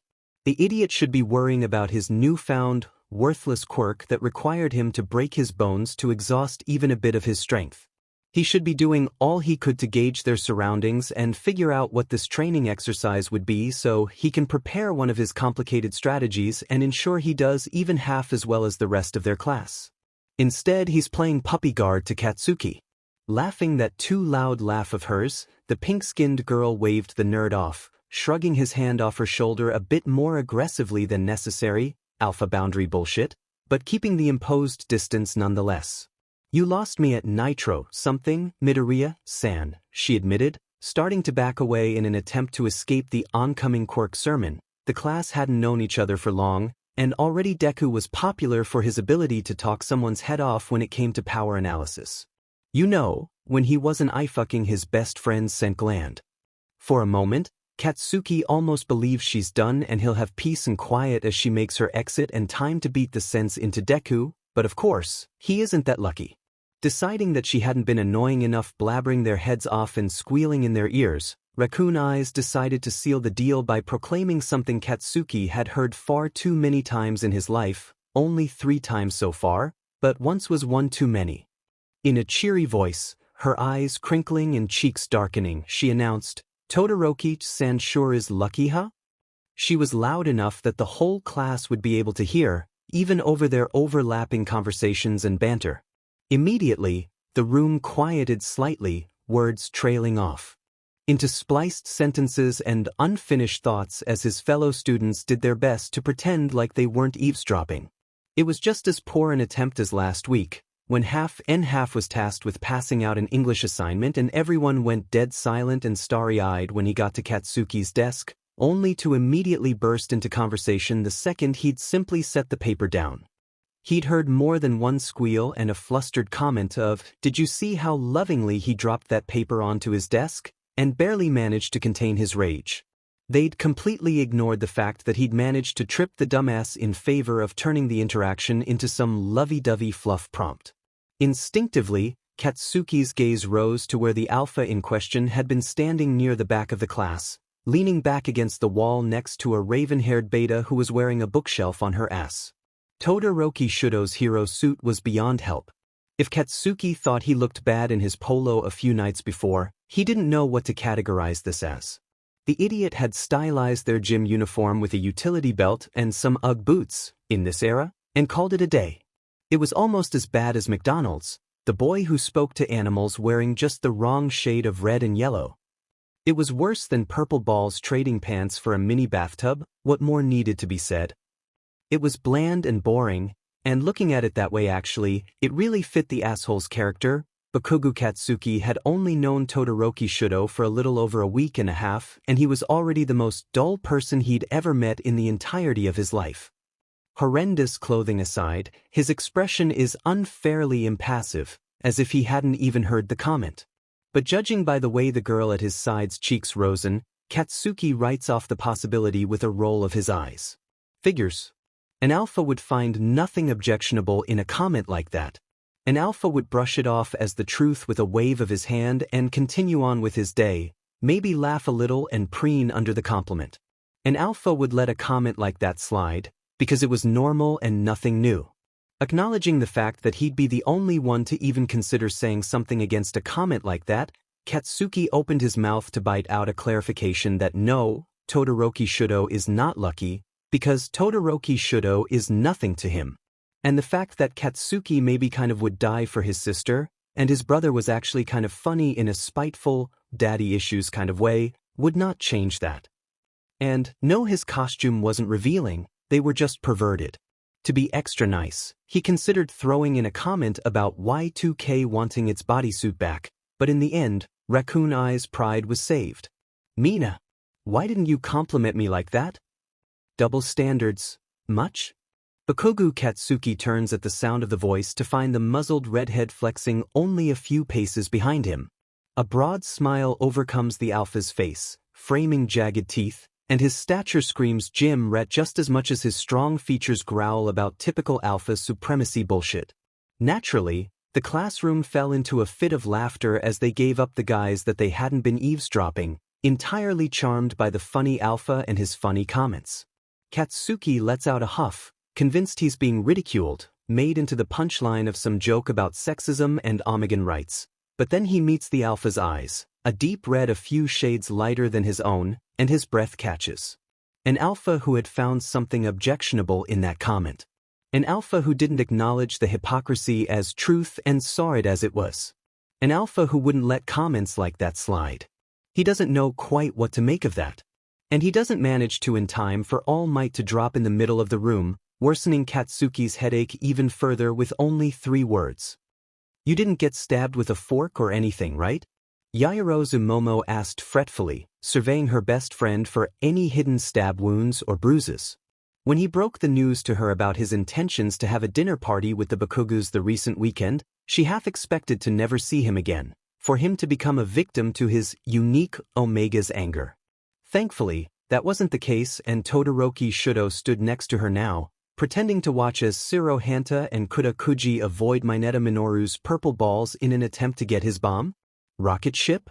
She hadn't been paying the most attention when their instructor had explained the exercise, too distracted by the conversation that had gone on right before his arrival to even begin to think about much else. "Shochan lucky?" As if. "No," Shudo answered, but he sounded mournful and his fresh, minty scent was a hair too sharp. For a passing Omega, it wouldn't be noticeable, but she'd already seen the other class betas glance back once or twice in concern, ever ready to mediate. "He didn't stab me." "Then what?" Momo started, cutting off to the sound of All Might's narration. "Kuda-san has tripped over one of the balls and appears to be crying. Shiro Shounen is on his own to defeat Mineta Shounen. A fateful battle between Alpha." Glancing up to the screen confirmed where the 2 Alpha were standing across from one another in some malformed replication of a Western standoff, Shiro aiming his tape-dispensing wrist and Mineta with one hand placed on the back of his head. Squinting, she could just make out the form of the purple-haired Omega behind them, one of her earlobes wrapped around Kuji's ankles as she rolled her eyes. What was it with Omegas and bad attitudes in their class? What went wrong? Momo continued, tearing her gaze away from the match. Shudo's responses were normally immediate and curt. Since they were kids, playing together at her mother's social galas, he had always been a serious conversationalist. One of her most prominent memories of him was of her grandmother claiming he'd be a heartbreaker when he was older, and his response being an urgent and abashed, "No, I would never." That was hardly a few months ago. When Shudo hadn't answered by the time Shiro and Mineta have finally begun shooting, the beta turned to face him directly. After presentation, Momo had learned to hate a lot about herself. From people passing on the street, who would take large, exaggerated whiffs of her scent and then frown in disappointment, she learned to hate her subdued scent. From her father's disapproving shake of his head and her mother's downcast gaze as they listened to the doctor report on her status as a beta, she learned to hate her dynamic. From the way her classmates had begun to talk over her and disregard her opinions, she learned to hate her forwardness, her decisiveness. She knew that being a beta was what made her able to trace the lines of Shudo's face and acknowledge what he was feeling, the confusion etched between his eyebrows and the worry nibbling on his bottom lip. She knew that being a beta was what made her able to think past those emotions and what it could mean for the alpha, to skip past theory-making and speculations, and jump straight to wondering how she could fix the situation. Deep down, she tried to reference the statistics, to recall all the reports on what her dynamic was good for and how they were the backbones of packs.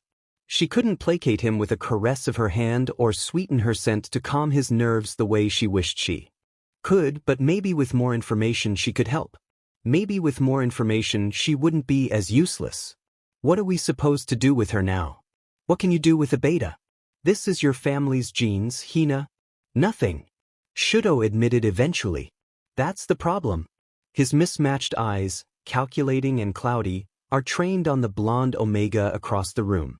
The Omega who's fiery in spirit and in words and is everything in Omega isn't yet comes packaged perfectly in the shape of every teenage alpha's wet dream, dressed in that hero costume, especially.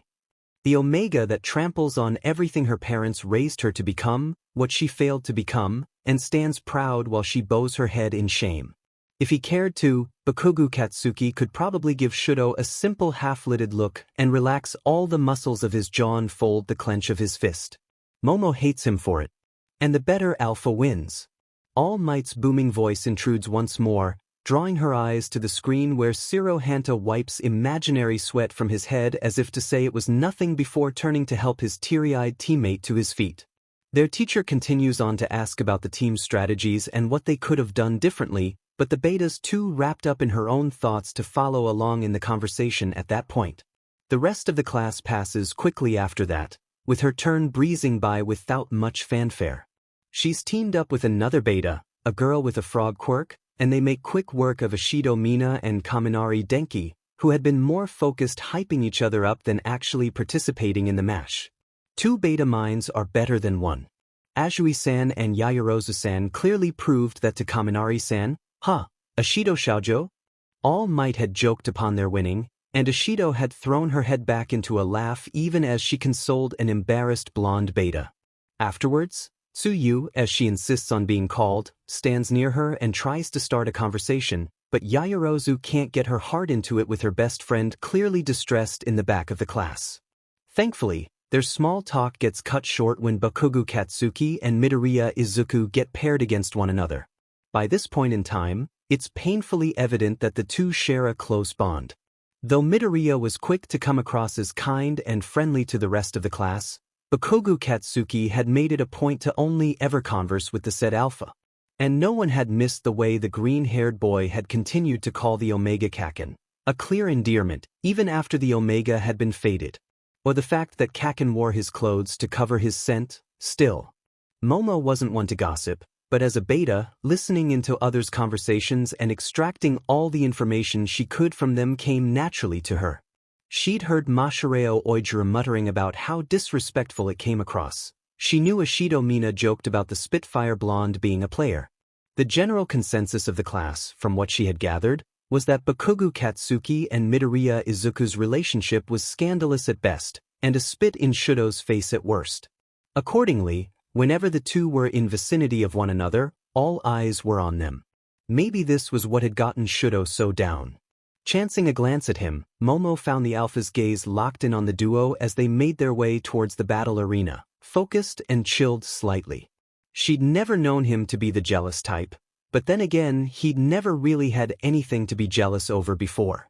And of course, Bakugo Katsuki, with his body perfectly toned and wrapped up in his too tight hero costume.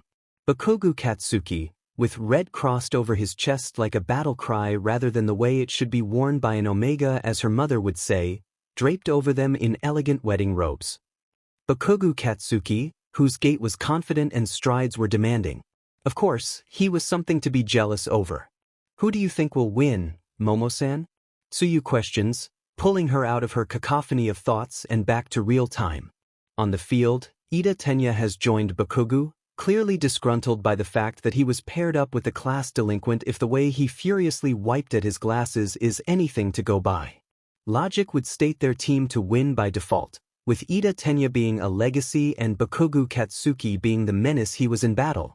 Seeing as the brunette Omega, a girl so painfully sweet it made Momo wonder why she was even in the hero course in the first place, joined Midoriya Izuku, who'd never made it through a class with nothing broken, the winner was obvious. And even still, after glancing back to where Shudo watched the match through lidded eyes, Momo could only say, Midoriya's team. And there was no reasoning beyond her own jealousy. All Bakugo Katsuki's concerns, his mother's newfound friendship with Todoroki Natsuo, haunting golden eyes and a determined red glance, slimy green goo slip away the second the symbol of peace, Japan's #1 hero, his childhood idol, speaks more than 3 words.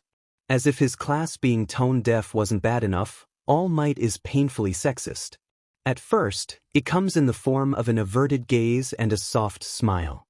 The man had made it a point to overlook the classroom when he stepped in, admiring the crowd of students, exchanging nods of respect and matching the gazes of a majority of them as he went over the objectives of the exercise. When he turned to earlobes, he dropped his gaze to the floor and his broad grin had softened into something less startlingly brazen and more careful. He hadn't even bothered to look at pink cheeks at all, looking right past her in favor of the blank space next to her that was allegedly Hagakure Toru. Then in his addresses. In the way Deku had become Midoriya Shounen, while he had become Bakugo-chan. In the way he praised Shiroi Shounen and Mineta Shounen for their hard work, and completely overlooked the fact that it had been Kyuka-chan to take down Kuda-san during their fight, not a purple ball flung at random. In the way Kaminari-san shouldered the blame for his team's failure, when Ishido Shoujo had been slacking off just as much the entire match. Katsuki couldn't ban Todoroki Natsuo from his home, knowing it could cost him recipe recommendations from his sister. He couldn't unfate himself from Todoroki Shudo or begin to hope that Shark Week maybe doesn't look down on him like all the rest. He couldn't think about suffocating green slime and disgusting comments. But Bakugo Katsuki was going to get All Might to look at him. And if he has to beat Deku into an early grave to do so, so be it. When the Bakugas left, they took their laughter and smiles with them, leaving behind a familiar carcass of a home. Somehow, maybe it was the knowledge of what it could be, of the warmth and fullness that was missing, the manor felt more cold and barren than ever before. NG spent the rest of the night proving that his anger management classes weren't worth the hefty price they were paying, shouting and snarling into the early hours of the morning.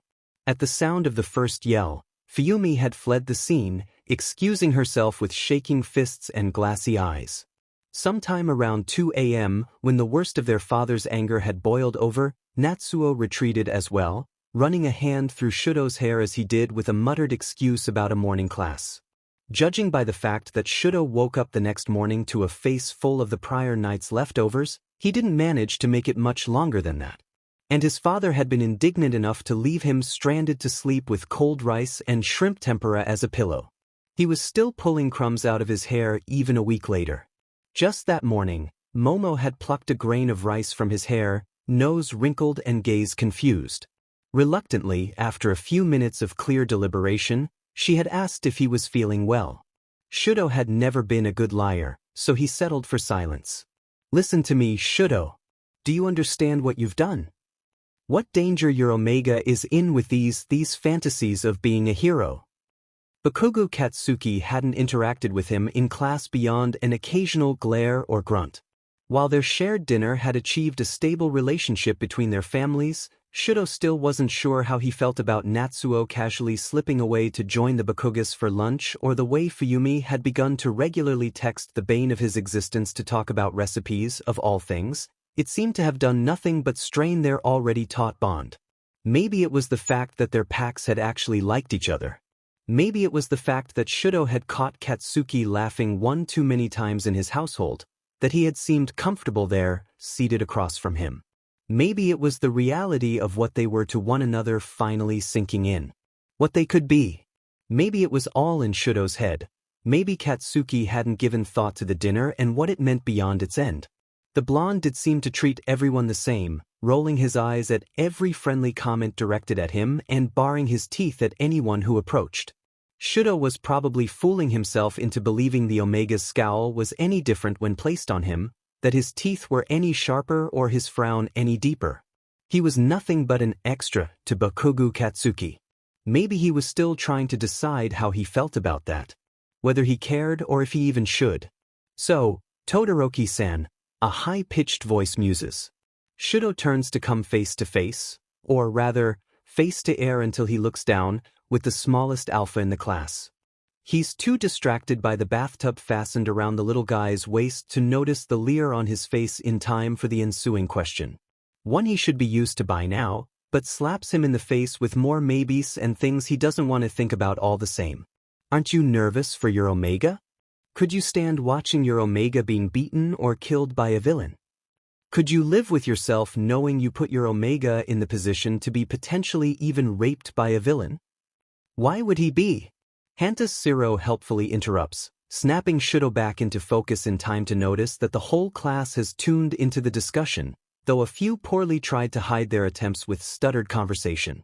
Conversations that fall flat at the next words out of the beta's mouth. Midoriya-san wouldn't touch him.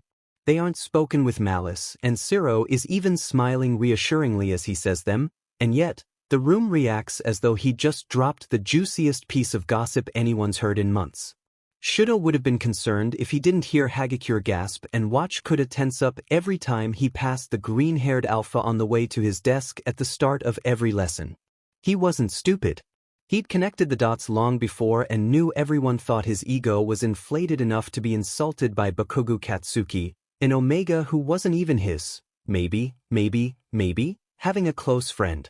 Normally, he'd have the luxury to be able to ignore their whispers and heated stares, pretending as though he didn't notice, but now, as the center of attention, he wasn't as lucky. Shifting awkwardly, he spares a glance up at the screen, where Midoriya, who broke bones like they were replaceable, and Uraraka, who looked like one of Fuyumi's old finishing school friends, are stretching in preparation for the match against a devil incarnate and a legacy. In what world was he supposed to be concerned for Bakugo? As if Midoriya would get the chance to touch him.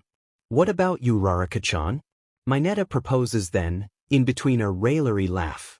No one in the class entertains the thought longer than a snort or a roll of their eyes, but the alpha continues, looking directly at Shudo when he speaks again, tone suggestive. Though I suppose that would be a pretty entertaining fight to watch. Huh? Todoroki-san? Entertaining? Watching Bakugo Katsuki gutting someone as kind as Uraraka Ochako alive sounded like nightmare fuel. He's saved from answering by the dramatic narration of All Might announcing the beginning of the fight as a fated battle of Alpha versus Alpha and Omega versus Omega.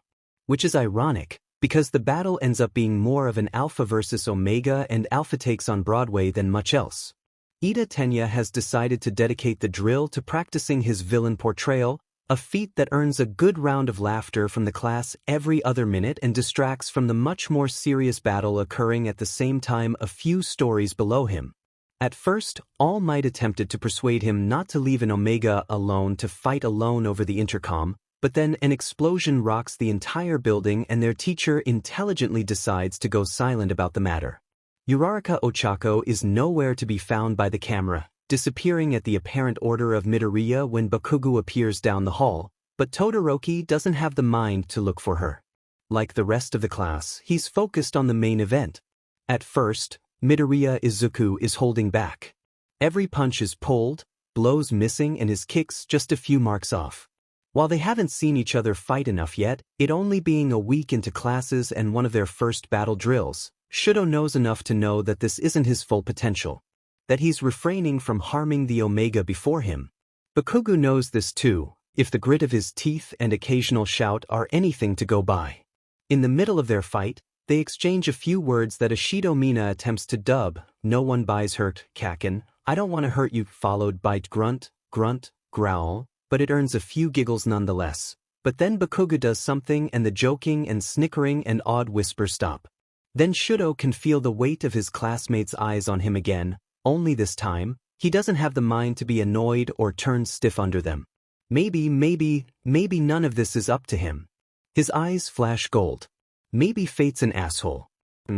It only took Katsuki 6 seconds of knowing glasses to recognize him as another alpha supremacist who lurked on Reddit posting in Omega hate threads at 3 a.m.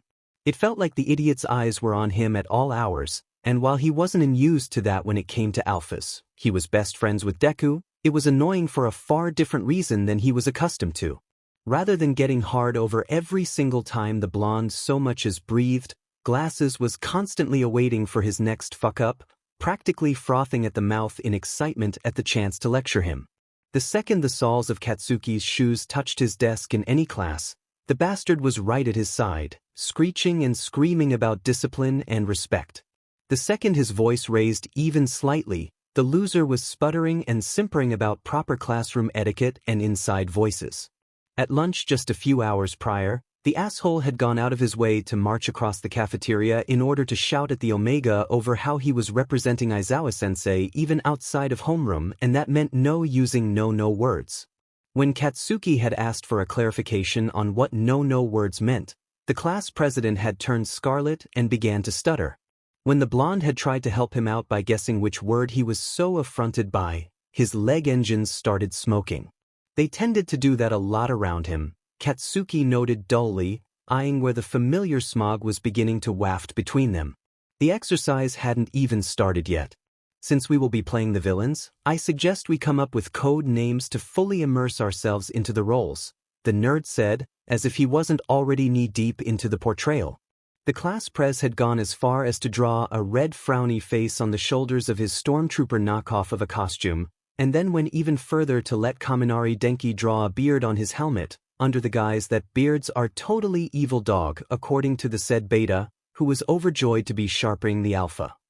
Since they were playing offense, they had been allowed to enter the building first and familiarize themselves with the layout.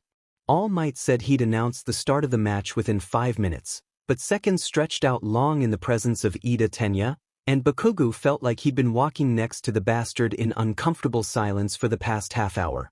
They hadn't even made it to the bomb room yet, and still, Katsuki couldn't help but wish the drill would start so he would never have to talk with him again. When the Omega hadn't responded within the appropriate time frame, 3 seconds, Ida cleared his throat and continued. I was thinking I'd take the name Fast and Furious, the namesake of a popular American horror movie, he explained, hands chopping down in a weird sort of gesticulation that had nothing to do with what he was saying. It goes along well with my quirk because I have the ability to... Katsuki was not blind. He could see the engine's glasses had for legs very clearly. Can I be cockslut?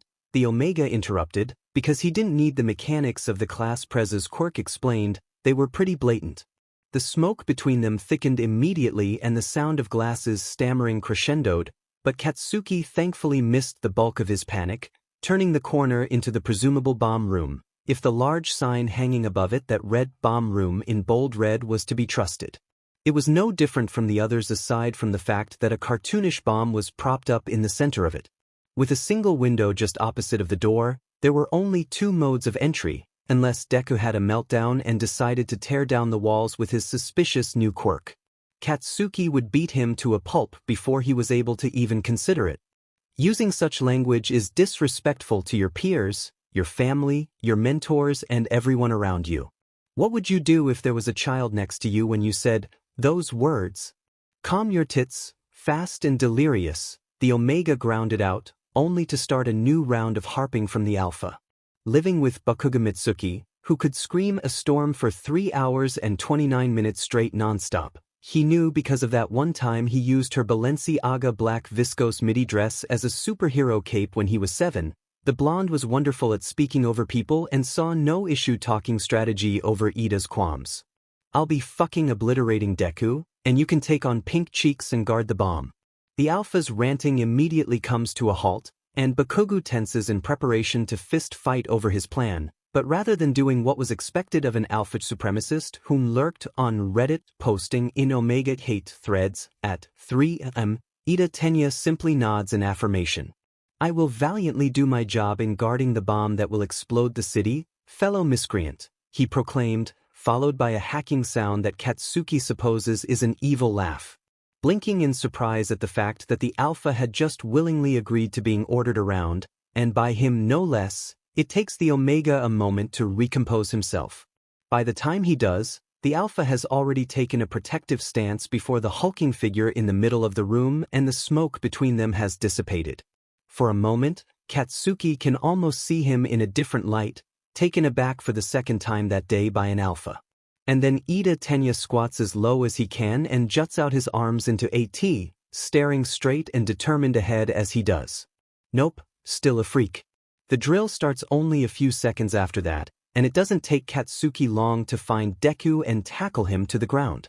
Briefly, he registered the panicked brunette that took off behind him, but he didn't consider her long enough before they exchanged blows the way they had dozens of times before. Almost the same. Katsuki grew up beating the shit out of Deku. Since they were kids, arguing over who would have the stronger quirk when they were older or which All Might movie was the best, they had nearly always resorted to fists and fangs at some point. His mother used to apologize to Auntie Inko, believing that the sweet Omega could have never raised her son to be so violent and that their shared plethora of bruises could only have her deviant of a son to blame, but Izuku had thrown the first punch over the trashy All Might party in the USA 20th year anniversary film enough times to discredit that. The dumbass had been quirkless for years and still managed to scar him up just fine. There was no reason for him to be missing his blind spots now unless it was intentional. It pisses Katsuki off, and All Might's pathetic begging for Ida to be an Alpha and come fight with him does nothing to help. Landing a vicious punch to Deku's jaw, enjoying the sight of his head snapping back against the ground beneath him, he snarls out, "The fuck gives, Deku?" The only thing the asshole is able to give, seemingly, is a pathetic moan and an insulting attempt to shove him off. Katsuki does not weigh that much. Midoriya Izuku earns a black eye for insinuating as much. Kaken, Deku whimpers, pathetically, not even trying to do anything about the fact that Katsuki is preparing to curb stomp him into the next century. For a moment, as he cracks a purpling, puffy eye open, he looks as though he's about to beg for mercy, lip trembling in preparation. Katsuki shuts him up with a second black eye and an unimpressed scoff. Deku just takes it. He's not even fighting back anymore. "You're not even trying to win," Katsuki noted, trying to make sense of the statement even as he mouths it out. The Alpha had always been tricky, coming up with strategies and plans that could switch a fight at the last second. But this Deku didn't look like he'd be so much as getting up soon. He had a handful of minutes left until the timer signifying Ida and his win went off, no time to be wasted sprawled out groaning and bitching on the ground. But if this wasn't the threads of some complicated plan Katsuki was about to be tangled in, then what was it? Why wouldn't Deku give it his all the way he'd so determinedly swore he would since he was a kid? Why were his eyes soft, fields of grass rather than those hard, relentless emeralds? Katsuki knew, deep down he was painfully aware of those eyes and what they meant. It was the same reason they were tracing the lines of sweat beating down his neck, the same reason he swallowed so hard and glanced away, the same reason he'd hung around him the entire morning instead of analyzing their surroundings and plotting his next big, complex plan. Katsuki was no longer his opponent. Ever since he had oh so conveniently manifested his quirk overnight, Deku had avoided any chance to spar Katsuki. Sure, they would playfully wrestle in the old sandpit and shove at each other the way they always did, but they never seriously went after one another or trained with each other. Originally, the blonde had just assumed it was the idiot alpha trying to keep his new quirk under lock for the same reason that kept him from explaining to his family how he had gained it. He hadn't considered there being a second reason. That Deku was scared he could hurt him. That Deku was concerned over breaking the fragile Omega with his big, bad new quirk. That Deku would rather dance around him carefully than focus on his dream and his future unfolding before him at that very moment. And really, none of this was new. Ever since presentation, since Deku had rolled out of bed a few feet taller and Katsuki had sniffled his way through his first heat, there had always been something new there, underlying their relationship. Something that stiffened their conversation whenever it had anything to do with dynamics and made the idiot suddenly cling to him closer whenever they were in crowded areas. Something that made him glance down to his neck between every other word, as if needing to make sure it was still unmarked at least once a minute, that made him near violently enthusiastic over his new fading. That made him more protective over him, enough that he was willing to jump before a villain, quirkless and defenseless to try and save him. Calm down, little Omega. There's no use struggling. Your kind is naturally weak, there's no helping it. Something hot and angry and humiliated curls in the pit of Katsuki's stomach. Something he could no longer ignore or roll his eyes at. Roughly pushing himself up and off of the alpha, Katsuki stalked away from the asshole, mouth pinched and fists clenched, trying to control his breathing while simultaneously trying to come to terms with the fact that Deku, of all people, fucking Deku, looked down on him. As if it wasn't enough that their entire class was willing to openly stare at him and his new hero suit like he was there for their admiration, as if it wasn't enough that Todoroki Shudo was lucky to have him like he was a winning lottery ticket, as if it wasn't enough that All Might, his childhood idol, wouldn't even look at him. Kaken? Deku breathes, rising to his feet on wobbly knees. You're sent. Now be a good boy and let me in. It should come natural to you as an Omega. Deku's eyes are on his neck again, gentle and caressing, and wanting and desiring and possessive. His hands raise as he stumbles forward, open and careful, and big and thick and alpha. Katsuki's breath comes out faster, deep in his chest, the ugly feeling boils. All he wants is a fight. For Deku to punch him like he means it with no restraint. To test himself against that ridiculously strong quirk.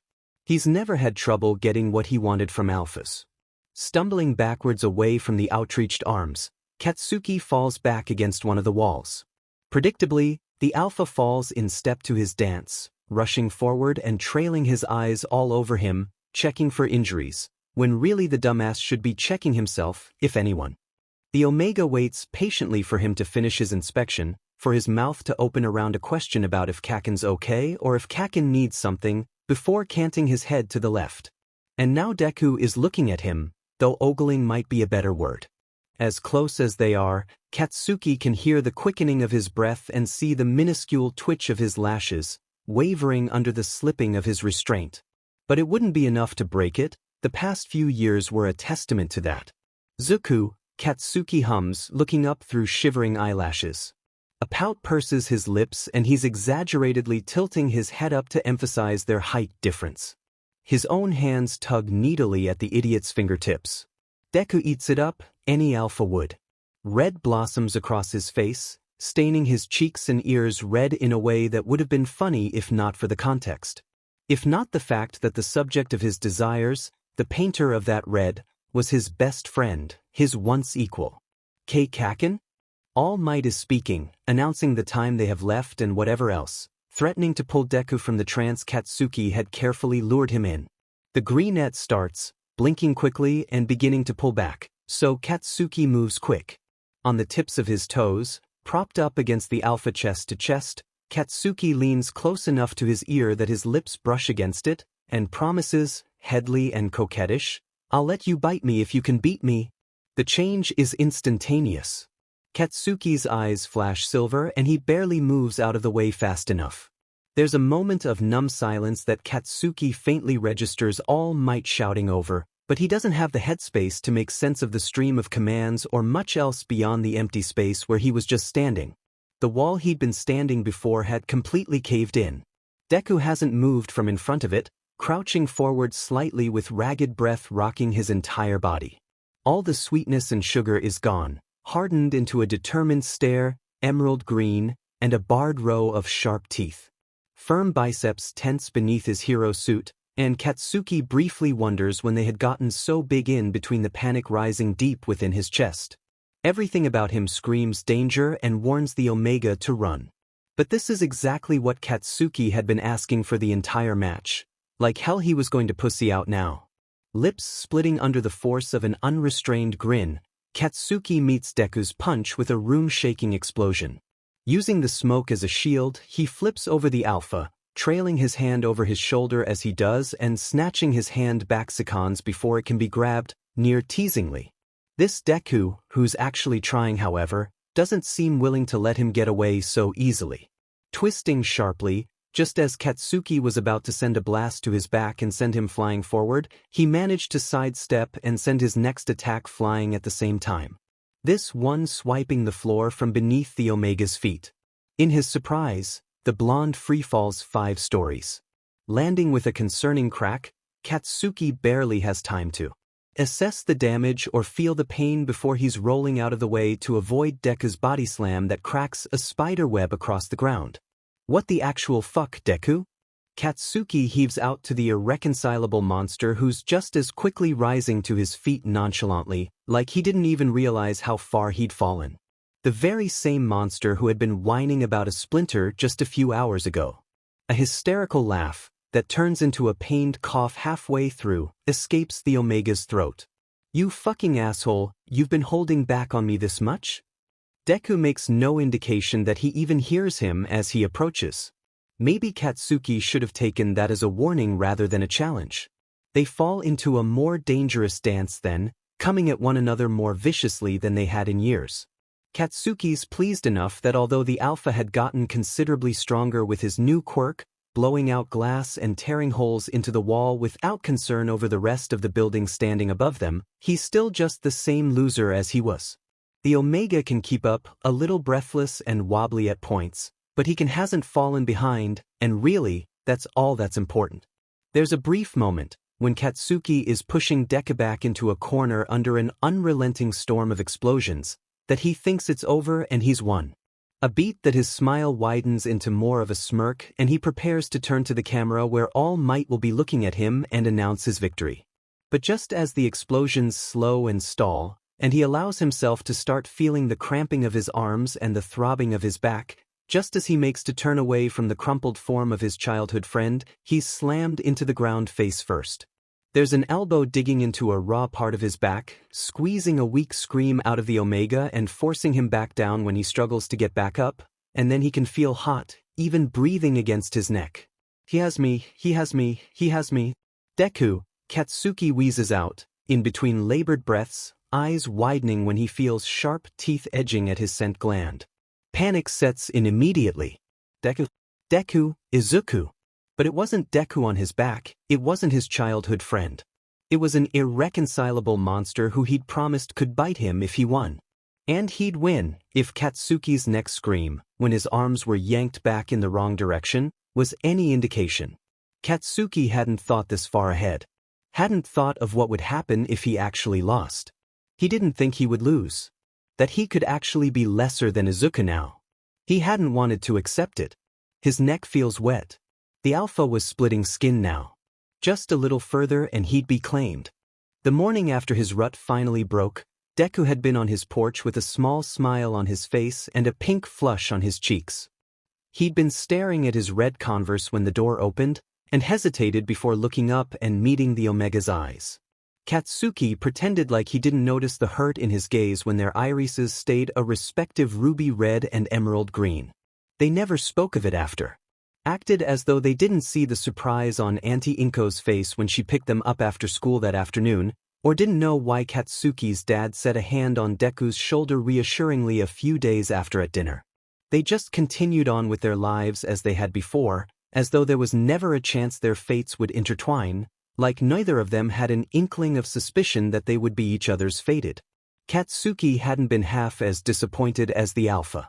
Not because he was entirely against the idea of being mated to Deku, he was tolerable at least, and their packs were already familiar, but because he simply hadn't cared. The path to becoming number one had always seemed far more important than mates and fate and whatnot. And besides, his own parents hadn't been matched by some universal force, and they worked out fine, or as fine as any relationship could end when Bakugo Mitsuki was involved. So the whole fating thing never really meant much to him in the long run. But it meant a lot to Deku, even though he liked to pretend it didn't. He'd been convinced that they would be fated entirely, laughing at comments Inko made about how they bickered like old married couples and Mitsuki's teasing demands for them to just get fated already. He'd had it down to literary analyses and theories, that nerd, utterly convinced he had their entire futures figured out.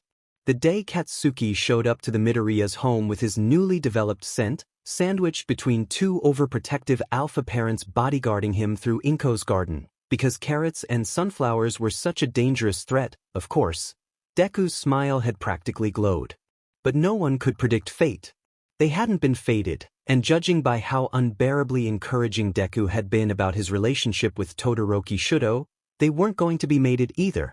And Katsuki had been fine with that, had assumed that Deku would be fine with it as well, and that what rested between them would continue to go unsaid, unaddressed forevermore. And now Deku had his mouth clamped down over his scent mark. Sickeningly, Katsuki started to feel less and less panicked as the teeth sunk in deeper. Encompassed by the warmth and the familiar scent that was his best friend, he almost felt safe, thoughts turning to mush and giving way to his Omegan instincts that were ever aching to be claimed. For a moment that would keep him up later that night in a cold sweat, he accepted it. Their packs liked each other. Deku was tolerable. And it wasn't like this would affect their futures as pros. He could still be number one, no matter whose claiming mark was on his neck. In fact, the idiot was more likely to push him forward and encourage his way to the top than stand in his way, even at the expense of his own rise through the ranks. Deku had always been that type of friend. And on an instinctual level, he trusted Deku with his life, more so now that he knew there was more power behind that bashful smile. His Omega was purring in awe of such power. There was no use struggling. He could accept Midoriya Izuku as his mate. And then the heavy weight is lifted off his shoulders instantaneously, Deku's teeth yanking from his throat viciously and leaving a flood of blood in their wake. Arms released, Katsuki crumpled against the ground, before just as quickly pushing himself back up on shaky limbs at the sound of a guttural growl. Turning too fast, too soon, he looks up to find the alpha that had just been on him, ready to claim him, floating up above, aggressively throwing his body about in an attempt to get back down from where he's up against the roof of the first floor. He's stuck. Up high and far away. "Ich? You okay, Bugachan?" A light, sweet voice chirps from his side. Face white as death and trembling fingers pressed together, a brunette Omega stands over him, her watery chestnut eyes crescented in concern. I tried to come sooner, but his scent was so strong and Katsuki turns back around and promptly hurls. Shudo's eyes are still melting back to their heterochromatic state, silver returning to a stolid brown and a cold blue, even after an hour. Momo wants to reach out to him and offer something, a comforting hand or a kind word maybe, but she knows it's not her place. Abeda's touch, voice, logic was the last thing anyone needed at the moment. Kaminari Denki doesn't seem to grasp that. "Bro," he says, breaking the silence that had overcome the class since All Might had dropped them off at their homeroom, sans Midoriya Izuku and two of the class Omegas. Either not noticing or caring that he was suddenly the center of attention, every head in the class swerving towards him, he continued to snort and say, "Midoriya-san went Super Saiyan for some puss?" "Do not finish that sentence, Kaminari Denki, so help me." Kirishima Idra barks from where he's pacing in a failing attempt to keep his pheromones from clogging up the room. While the redhead isn't the only alpha drastically affected by the situation, he's clearly one of the more unsettled ones, rivaling Shudo's dominating scent with his own. Notably, he had chosen to stroll back and forth on the far side of the room opposite to the other alpha, as far away as he could get. Momo appreciates the gesture as useless as it is. Shudo's clearly far past the point that a few yards could sate his alpha if the shaking of his fists and quickening of his breaths were any indication. Just who thought it would be a good idea to lock over a dozen dynamically charged teenagers in a room together? This isn't the time for jest, Ida Tenya quickly adds, echoing the other alpha. In an impressive feat of self-control, he nods towards Kirishima in acknowledgement, seemingly unbothered by his aggressive pheromones despite the fact that he should be as an alpha himself. Momo only has a split second to admire him for it before he begins one of his newly familiar, and dreaded, lectures on justice and heroics. The wounds of the recent event are still fresh in our hearts, and it wouldn't be. Momo couldn't be blamed for tuning him out then. Everyone does. He's spoken over quickly by a snickering Mineta, who's patting the electric beta on the lower back, as high up as he can reach, reassuringly. Stop booing my boy, he's right, he insists in his high voice, an amused smile tugging at his lips. Suki-chan was leading Midoriya-san on the entire match with those looks. Hell, I can't even blame Deku for flipping it. If a fine Omega was looking at me with those eyes, I wouldn't stop with just a mating bite for sure. Kirishima's scent thickens. Shudo's eyes squeeze shut. Momo feels useless, following the conversation like it's a ping-pong match with the ball on fire and the table caving in. You're sick in the head, Mineta, Sirohanta says after a pause in which everyone truly takes in what was just stated, what was just implied. Momo purses her lips. She was far from agreeing with Mineta, the little freak had more than a few screws loose, but if she squinted hard, she could understand his logic at least a little. There had been a moment during the match when Bakugo had seemed to have been egging Midoriya on. What else would you call the way he had fallen against him and batted his eyelashes so prettily? It didn't warrant what came after. But as a beta, she couldn't help but look at the logic and pinpoint the cause of Midoriya's actions. And as a friend of Shudo's, she couldn't simply ignore what his fated had done or the way the alpha had looked when it happened. Helplessness didn't suit his features. Though for a moment the more vocal of the class seemed to be agreeing with Siro's statement, nodding along and inching their chairs away, the small alpha only puffs out his chest and laughs louder, not ashamed in the slightest. And then Mina Ashido pipes in, twirling a sparking purple pen around her fingers in impressive flips and turns as she does. He has a point though, she muses, distractedly. Her own scent is light and fluffy, not putting up a fight against the other alphas the way Kirishima and Todoroki's are, and Mineta's weekly attempts to, instead simply existing about them. It's a sharp contrast to her pointed words. If Katsuki-chan hadn't been all up on Midoriya-san, chest to chest, this all could have been avoided. Kirishima turns sharply then, not allowing anyone the chance to react before his scent explodes again, hostile and aggressive. We're victim blaming now? He demands heatedly, pacing coming to a halt so he can stare directly at the pink-skinned girl sitting so calmly. The ping-pong table is trembling. She raises her hands at the accusation in a half shrug. Call it what you want, I'm just stating the facts. And then it crashes to the floor. We should all be respectful of how we each decide to deal with this situation. Everyone has their own responses to dynamic events. As your class president, know I am here for you to reach out to if you need. Are we just not going to talk about the fact that Midoriya-san started reconstructing the building? He was seducing him. How else was Midoriya-san supposed to react? As an alpha, Midoriya-san should have had more self-control. Bakugo-chan was asking for it. Come on guys.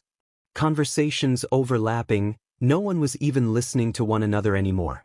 Like a dam being released, the silence was wiped out as everyone attempted to get their say in and share their opinion on the matter, announcing who was right and who was wrong and which Pokemon's Midoriya-san could beat up, because that was the most relevant information that could come out of this conversation according to Denki.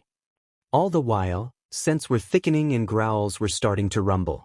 Already, the betas of the class, minus Denki, who was currently debating with Mineta about Lucario's chances of surviving a Texas smash, had begun to exchange glances, uniting and preparing to step in case a fight actually burst out. Satu and Tokoyami had inched closer to where Kirishima was advancing on a nonchalant Mina, red at the face and looking nearly betrayed as she continued to insist that both the Alpha and Omega were equally at fault.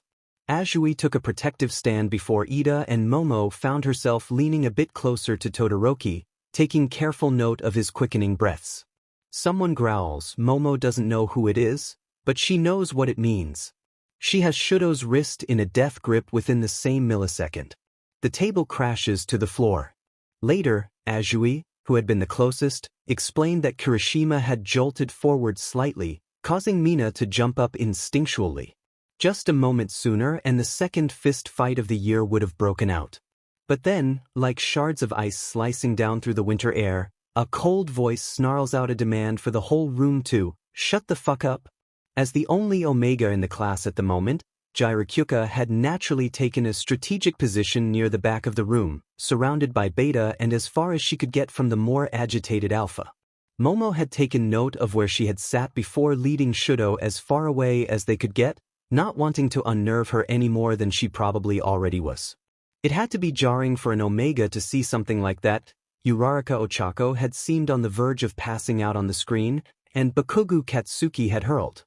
Gyrakyuka looks far more annoyed than unnerved.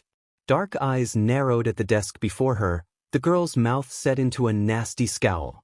The only indication that the situation had taken any toll on her was the tightness of her fist as she tugged her sweater, her alpha parents, so roughly over her shoulder. Not even her scent wavered. Everyone's mouths stayed pointedly shut, even the alphas, who had been on the verge of attacking one another a second before. Who was right, who was wrong? Who gives an actual fuck? That situation should have never happened, Gyrakyuka continued, spitting out the words through gritted teeth. All Might should have ended the fight the second it was taken to a dynamic level, and he didn't.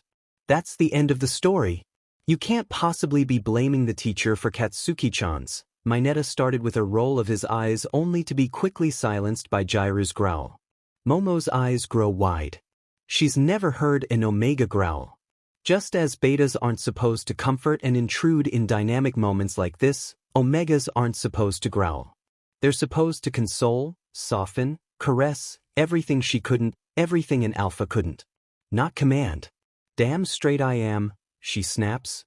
Now the bell will ring in 16 seconds, so why doesn't everyone be good little pups, shut their traps and keep their paws to themselves so we can get the fuck out of here and over with this day? Yes, ma'am. Kaminari salutes, seconds before he's hit in the forehead with the pencil sharpener that had been nailed in the wall just a few moments before. Shudo suffers silently under the growing tightness of Momo's hold. Sunset hugged the horizon, a golden glow sweeping across the forest leading up to UA, setting ablaze every other tree. Other than the whispers of the wilderness, the soft chatter of birds and the trembling of leaves in the breeze, the campus was quiet. A majority of students had already found their way home, rushing out of their seats and leaping through the hallways the second the bell rang. Deku had waited for him, tapping his foot nervously in one of the seats outside the nurse's office. The duo stood in a tense silence now, a long walk ahead of them and the hulking pearly walls of UA standing tall behind them. Katsuki's knees feel weak. The bandages wrapped around his neck feel tight. Deku won't meet his eyes. Kaken, I want to, Deku starts, rushing his words in the way that would normally make Katsuki growl at him to shut his annoying ass up. Now, he isn't in the mood to do much of anything but tilt his head slightly in acknowledgement. The alpha's voice only becomes more muddled and worried in response to it, clearly unnerved that Katsuki isn't willing to bite back the way he always did before. I wanted to apologize. I don't know what got into me, Katsuki tunes him out then in favor of watching the ground below. Between being rushed to the nurse's office by an exasperated Aizawa, why is it always you? He had asked around a yawn and Katsuki had barely managed to muster up a sneer, and then held hostage by a nagging school nurse who insisted on checking him over no less than 15 times in 44 minutes, there hadn't been much time to simply think. And really grasp what this meant. That Deku on some instinctual, primal level, had wanted to take him as a mate. But more importantly, that Deku looked down on him enough to hold back as much as he had. The Deku that fought him in sandpits and uselessly puppy-guarded him against their class was someone entirely different from the one who had nearly forcefully claimed him only hours ago. The Deku he knew was crinkled eyes, stumbled words and hesitant determination. He'd never met the strong, powerful one who could shove him into the ground and forcefully claim him if left unchecked. And that fucking hurt. Katsuki had thought they were friends. That they'd keep each other updated on their big power-ups and work together to become stronger. How far behind he had fallen in just a few months, the fact that he hadn't even known it. that Deku had been growing stronger and stronger all this time and keeping him in the dark behind flustered smiles and twiddled thumbs, all of it left him betrayed and helpless. Deku couldn't even look him in the eyes anymore. Had been staring at his red Converse, a depreciating smile on his face, when the door to the nurse's office opened, and hadn't lifted them since. Not when Recovery Girl addressed them, asking if it really was okay for them to see each other again after what happened. Katsuki had scoffed and walked away, Deku had followed. And not now when he was fumbling his way through an apology. Just how much did Deku look down on him? His bandages feel suffocating. At the base of the cliff, he can just make out the form of his mother and father, standing in front of the car, squinting up at them. His mother had blown out one of Principal Nizu's ears again with her shrill screeching, demanding to know the details of what happened and griping about the school's administration. It was only until the phone had been passed to Katsuki and he had promised a grand total of 27 times that he was fine, "You fucking hag, get your hearing checked," that he managed to coax her out of blowing up his school. Somehow, Katsuki managed to worm his way out of sparing them the full details over the phone, like the minor fact that he had been nearly mated just that afternoon, and he thought he had until he got home to come up with what to say to them, how to say it to them without breaking down midway. But judging by the way his father has begun to hold his mother back, they can already tell.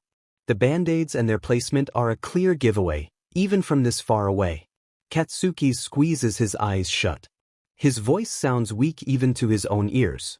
"Get lost before my mom kills you," he says, and when Deku stumbles a step closer rather than further away, "Fucking now, Midoriya?" When he opens his eyes, Deku is gone. Bakuga Mitsuki doesn't kill Midoriya Izuku, but it's a close call. Auntie Inko shows up at their house only half an hour after they get home, trembling like a leaf and teary-eyed. Amidst the screaming, Katsuki's strangled assurances that he's fine and that this isn't a big deal and his mother's enraged rebuttals that no, you aren't fucking fine, Kats. This isn't fucking okay. She's sorely out of place in their entryway. His father does his best to welcome her, to hear out her quivering apologies for as long as he can, but he's an alpha just as much as his wife is, and it's only so long that he can hold up his front of a peaceful host after hearing what happened. In the end, his mother rounds on the green-haired Omega, yelling things she doesn't mean and will have to apologize for profusely later, and his father steps back, coolly watching it escalate. "Control your fucking mutt, Inko. If he comes so much as a few yards distance of my pup again, I'll fucking..." Katsuki leads the other Omega out before the words can get too harsh, too threatening, a consoling hand on her back. They part at the gate, and it isn't until Inko reaches up and swipes her thumb against his cheek that he realizes he'd been crying just as hard as she was. Sometimes, even several weeks after the incident, Momo will stare hard into his eyes, silent and calculating, observing the last flakes of gold that have yet to fade as if trying to make sense of them. Shudo doesn't have the words to explain this to her either. That uncomfortable feeling he gets whenever Bakugo picks at the tortuously slowly fading scar that mars his scent gland. The rage he feels whenever Midoriya stiffly and awkwardly crosses the front of his desk to get to his seat. He assumed that the course of time would do its job and eventually he'd be able to thread together some sort of explanation, some sort of defense, for why he felt this way about someone he should feel nothing about. But days pass, and classes drag on, and Shudo can only avert his gaze and dodge any questions the beta resolves herself to ask. His dilemma isn't the only thing that changes in the weeks following the battle drill.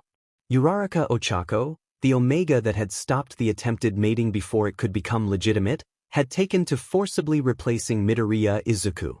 From shoving past him in order to get to Bakugo's side when it was time to pair up during partner work, to following the blonde around the lunch hall, chattering enthusiastically about gossip and lessons and nothing in particular, she had managed to block every attempt the alpha made to repair their relationship. And no matter how nasty the blonde Omega was to her, what foul nicknames he came up for her or how he cursed at her for annoying him, she never relented, simply laughing and trading back her own sly insults casually. They were an unlikely duo. The brunette had made a name for herself as a sweet Omega, someone no one would expect to end up in the hero course, and Bakugo Katsuki couldn't have been more the opposite, as loud-mouthed and violent as he was. Momo said there was no point in trying to understand it anyway though. Supposedly, it was an Omega thing, and Shudo could barely understand alpha things as it was. He wasn't opening a new can of worms anytime soon. All Might had come to their class a week after the drill to apologize. Not for almost allowing an attempted mating to happen during his lesson or acknowledge Uraraka for preventing the situation from derailing any further. No, instead, All Might apologized for making their first lesson so intense and promised to be careful with who he was pairing together for future lessons. Mineta Minoru said it was the only thing he had to apologize for. That it wasn't his fault everything went awry. Jirukyuka told him to go fuck a chainsaw. There was a clear divide in the class since. Visible in the way Ashido Mina and Kirishima Aijuru no longer spoke to one another, in the way Tsuyu Azui had convinced Midoriya Izuku to trade seats with her sometime in the second week after, and suddenly the whole seating chart was being rearranged, pettily self-proclaimed victim blamers on one side, All Might antis on the other, and the pacifists somewhere in between. Their once friendly class, full of excited personalities and friendly chatter, was now a clash of opinions and thinly veiled glares. And Shudo honestly couldn't care less. The last thought on his mind was what Ashido or Kirishima thought of All Might now, or who Mineta blamed. It wasn't as though he was planning on being friendly with his classmates in the first place after all, they were all his rivals, so this sudden divide didn't really matter to him. Momo was hypersensitive to it. Being surrounded by such social tension with no relief wasn't good for any beta. Once, during a late-night sleepover, she had explained to him how everyone needed to be comfortable around her or she just didn't feel right. It was a beta thing, she'd said, voice tinged sour the way it always was when she spoke of beta things. You wouldn't get it. He'd been concerned for her at first, but she insisted she was fine.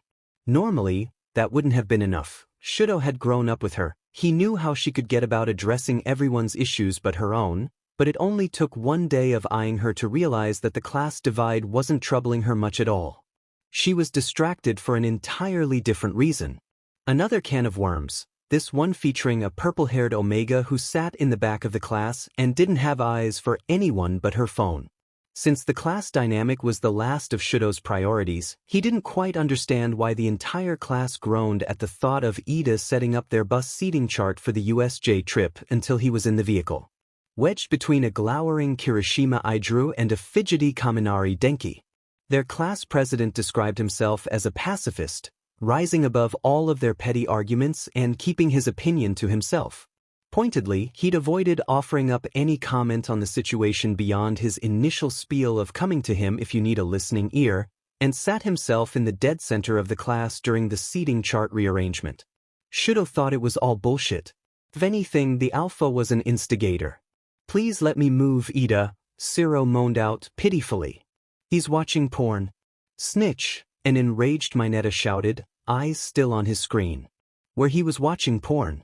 Not even a full second after, from a seat behind Todoroki, Midoriya's nervous stutter interrupted what should have been a peaceful bus ride.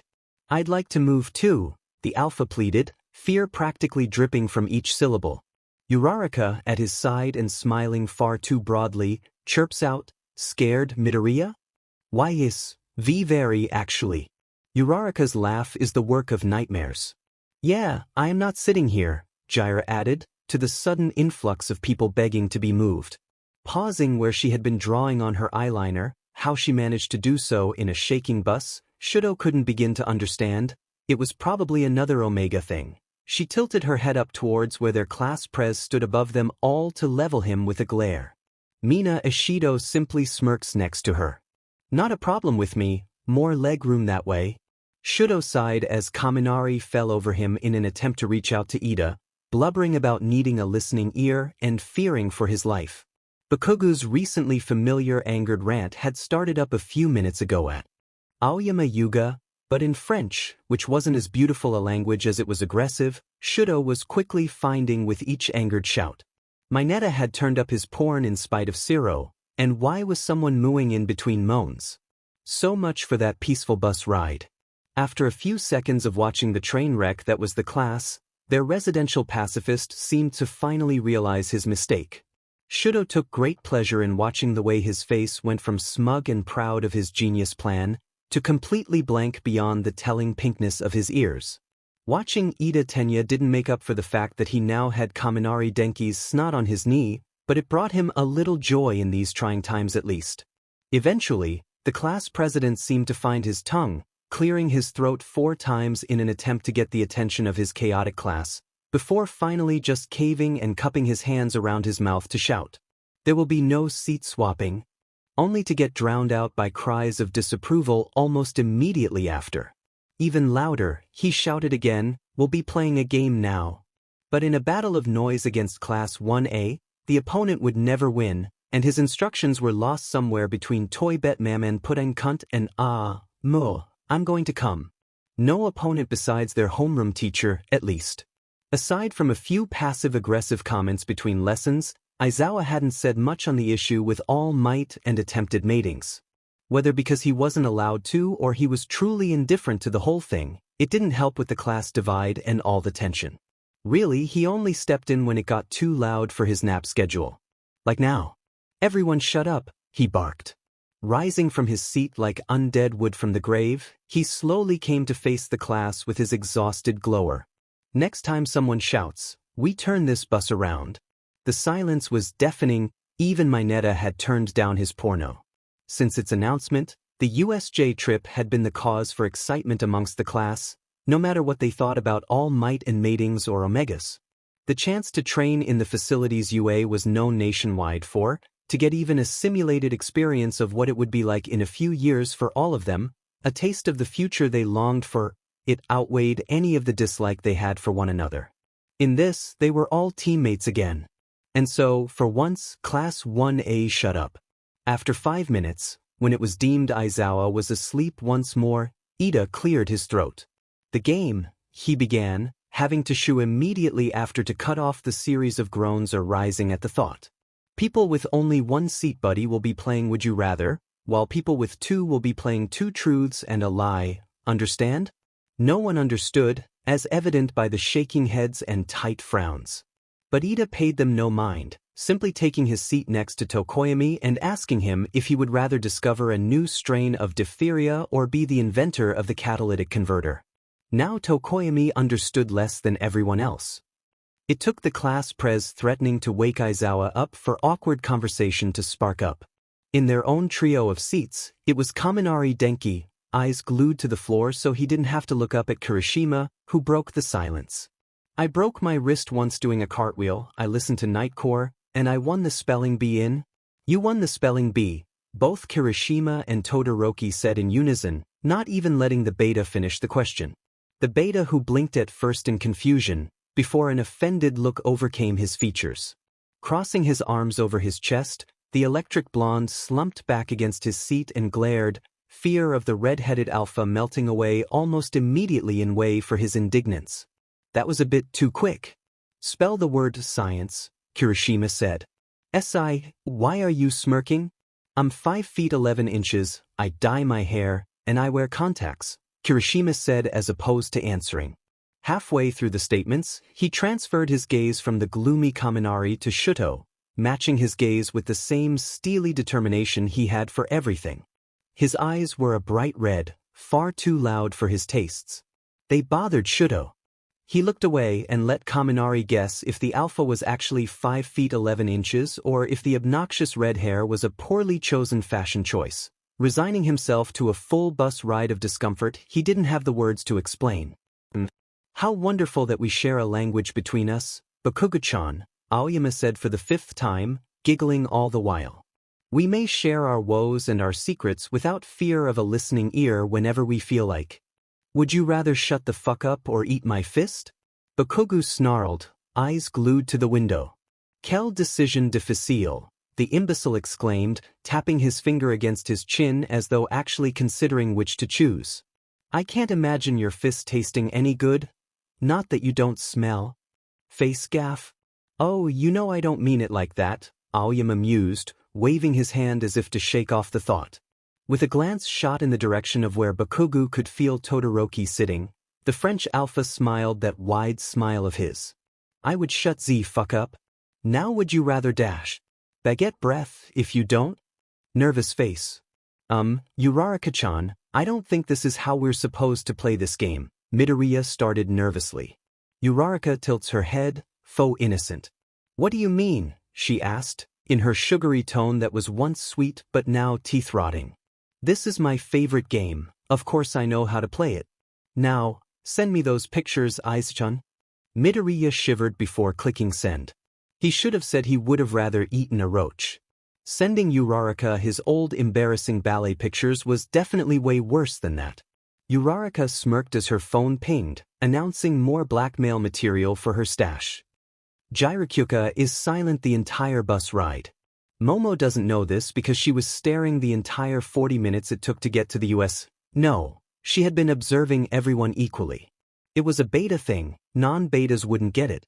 She'd noticed the way Siro slumped against the window of the bus and let out non-committal hums to whatever Mineta told him, how Shudo was even more curt than normal when addressing his seatmates and kept zoning out in that way he always did now, how Uraraka was swindling Midoriya Izuku out of his dignity with each would you rather cheating at a game she didn't even know it was possible to cheat at.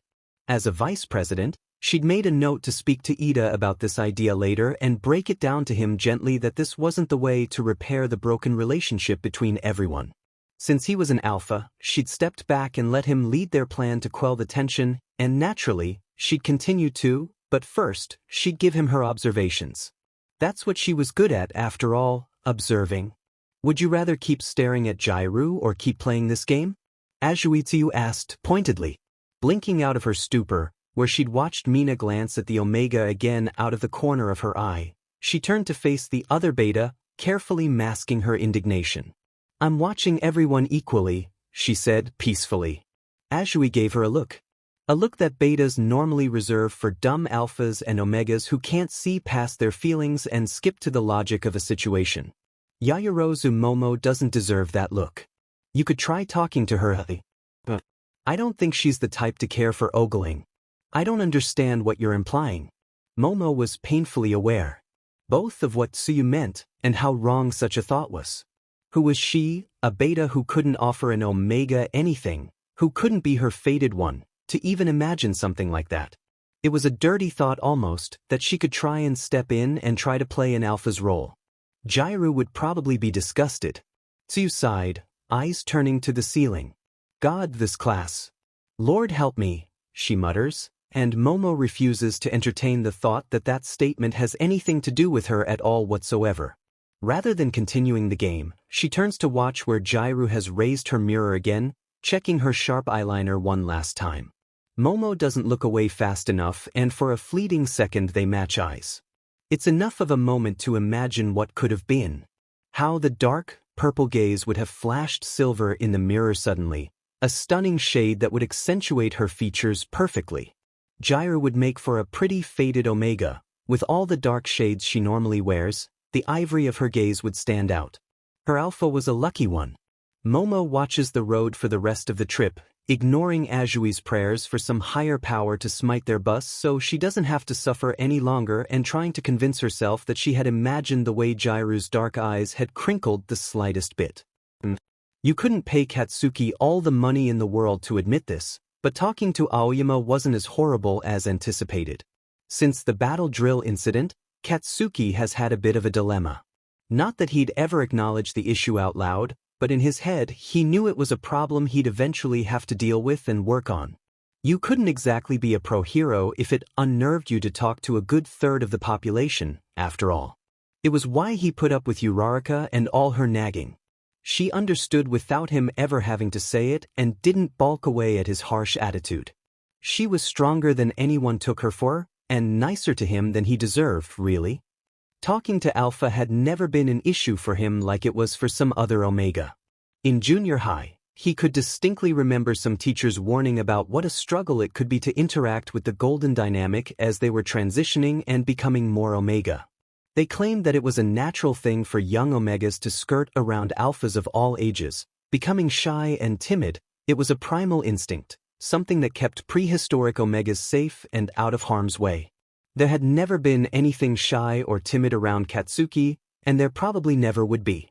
But he didn't know what else could cause the way he was suddenly unnerved by every alpha to come within a 5-foot radius of him besides something primal.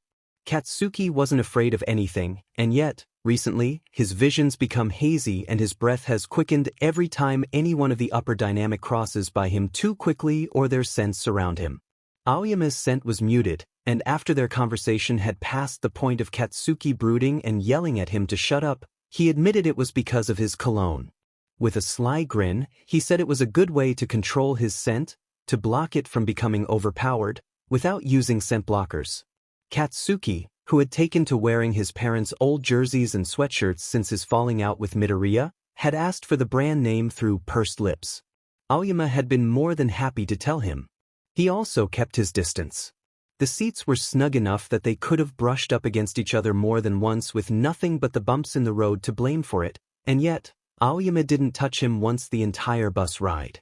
Baguette Breath was practically teetering on the edge of his seat, and there was more than enough room for him to scoot closer, and yet he kept the few inches between them. Whether it was because he respected the fact that he was mated, or that he had some sort of chauvinistic ego to suit, Katsuki couldn't find it in himself to care. Aoyama had been more than happy to give him space. As for the conversation itself, while half of it was spent with the Omega yelling at him to shut up and be quiet, the other half was decent. Aoyama hadn't asked about anything too personal or mentioned the half-and-half annoyance or Midoriya beyond a split-second glance every now and then, and that was better than the rest of their class seemed to be capable of these days.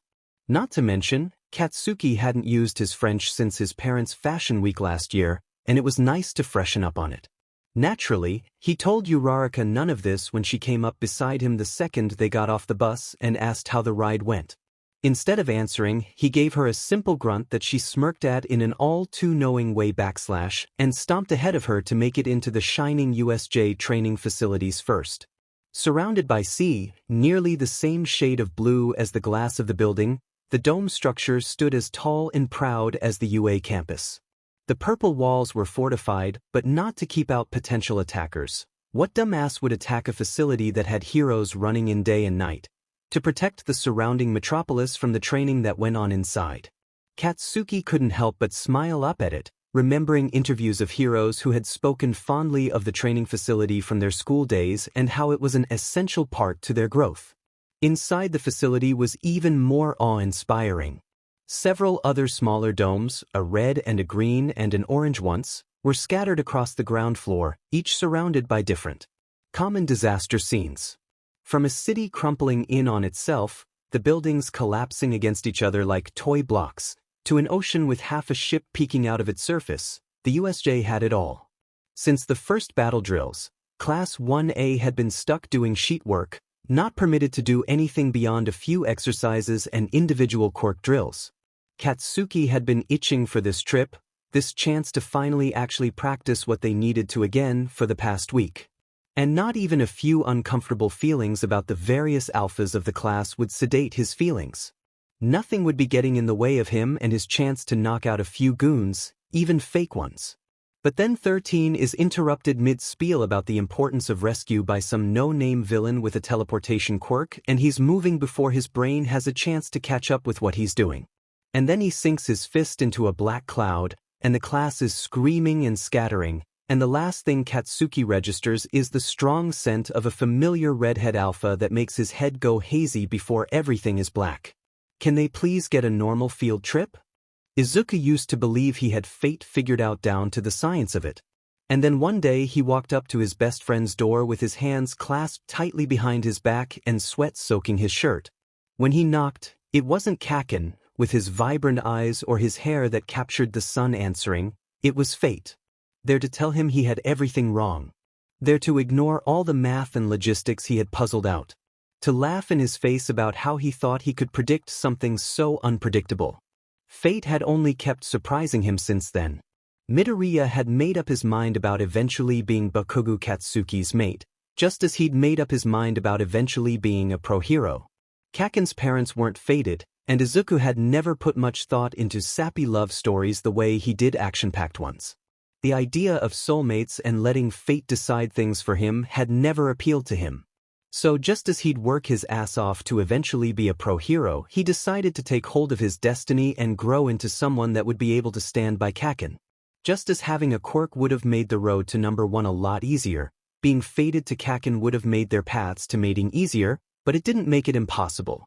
Fate had laughed in the face of his resolve. Meeting All Might, his idol, his hero, his fantasy, had changed a lot of facets in Midoriya Izuku's life. There was the expected change. Ever since swallowing one of those golden locks of glorious hair, and throwing up twice before he finally managed to keep it down, he'd miraculously stopped being quirkless. Not only could All Might plummet all danger, but he could swoop into a poor, bullied middle schooler's life and do the impossible. Within a few weeks, Izuku went from being the butt of jokes, someone people glanced at with pity whenever he went on his fanboy rants, to someone with potential. A future pro-hero in the making, but this time, with people who actually believed in him. He was still getting used to it, coming to terms with how different his life was now. How he was no longer a victim, but a savior. How he was no longer poor, delusional Deku, but cool, powerful Deku. How his path to becoming the #1 had suddenly become so much easier than it had been before. It was pretty sweet. The unexpected changes, on the other hand, not so much. With great power comes great responsibility, All Might had told him only a few months after passing on his powers. Izuku had pointedly decided not to tell him that he knew he stole the quote from Spider-Man. The #1 hero had looked so proud saying it. At the time, Izuku had assumed All Might had been referring to the Quirk. All for One sure was powerful enough to warrant some Uncle Ben-level advice, and the green-haired alpha had taken the sentiment to heart. He was supposed to use his power for good, and never for his own selfish desires. And he intended to hold true to that, to be careful about who he fought and why, of who he unleashed his powers on. A few weeks after a battle with Kaken, a rumble in his chest and an unsated desire, a quivering omega in his arms, All Might disclosed the true meaning of the phrase. "You're an alpha, Midoriya Shounen," All Might explained a day after the fight when Kaken was avoiding him and Izuku's head wouldn't stop hurting. "Before, you were an alpha without a quirk. But now you're an alpha with a quirk. A powerful quirk. You have to use it responsibly. Not on omegas. Not on Kaken." Getting a quirk forced some unexpected self-evaluation onto Izuku. He was forced to face the facts of what he wanted, who he wanted, and how unreachable Bakugo Katsuki was.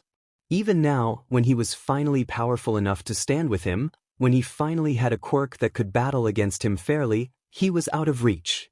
Fated to the first alpha he bumped into on their first day of classes, the son of the second-ranked pro-hero who was born and raised powerful, Kaken wasn't available anymore.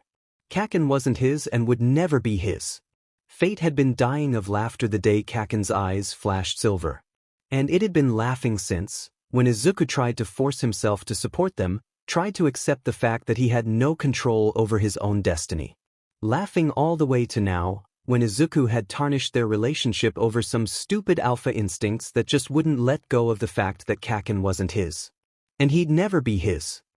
Izuku broke the surface of the water with a gasp, gulping down air as fast as possible to try and refill his lungs. At his side, over the sound of his own gasping, he heard Minetta's own struggling sounds and groaned internally. Since the battle drill incident, the purple-haired alpha had declared himself Izuku's #1 supporter and attempted to glue himself to his side. The small alpha seemed to believe, though they shared some sort of sick comradely, convinced the battle drill incident was some sort of display meant to highlight the hypocrisy of modern-day Omega, or whatever it was that he was always going on about. No matter what Izuku said about feeling horrible about the whole thing, and how it was on him for not controlling his instincts well enough, the smaller classmate had gotten it into his head that they were on a team against the world. Some sort of incel brigade against Omegas of all kinds. It made Izuku sick that he was now in the same league as people like Minetta.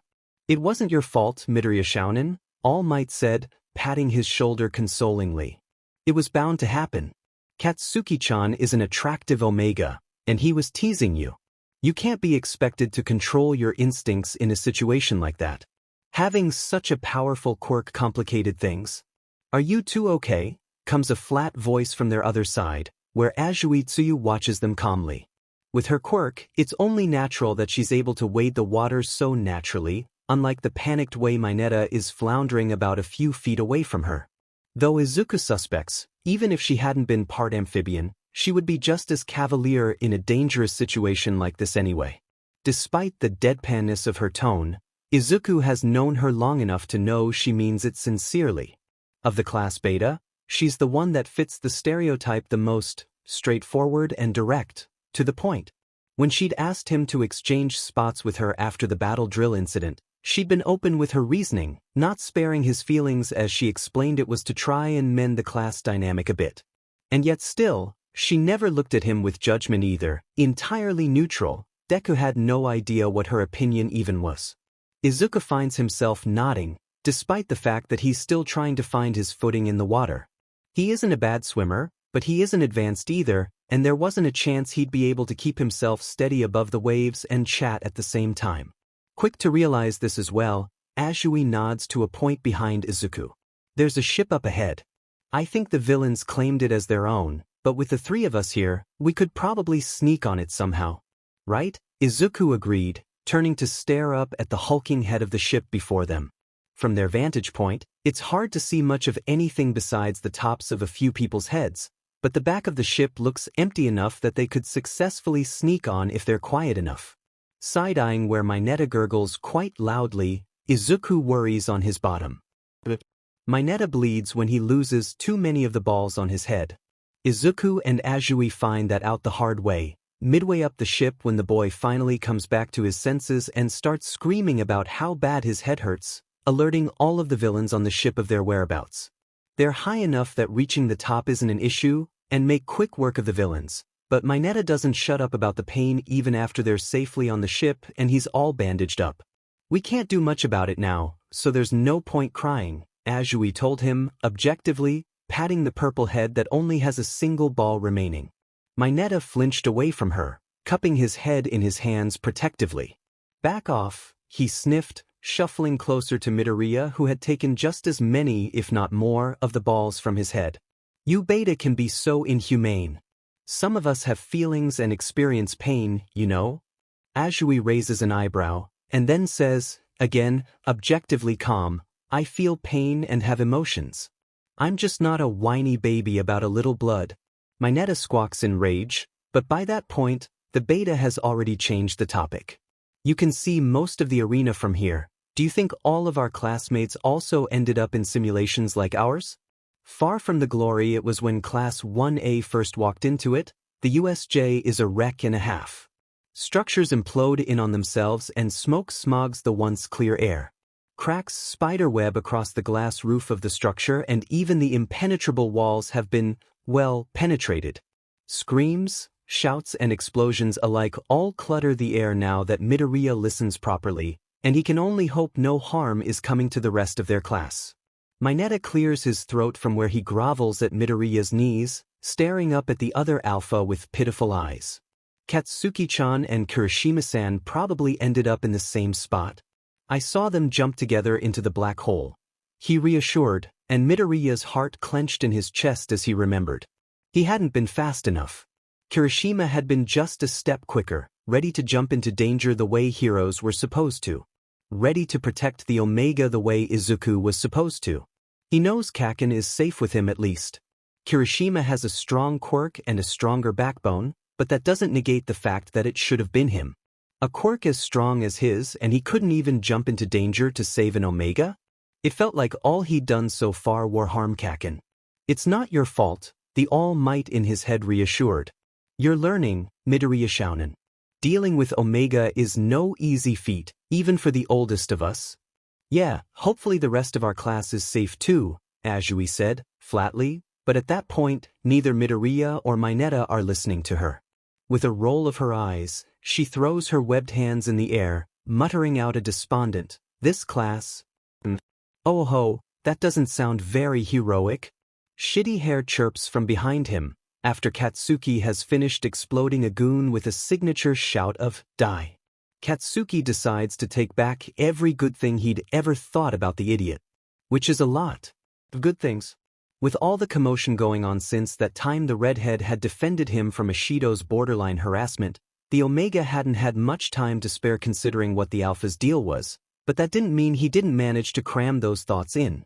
Thoughts swarmed his mind about the redhead and the easy way he defended the omegas of the class and looked to them with respect.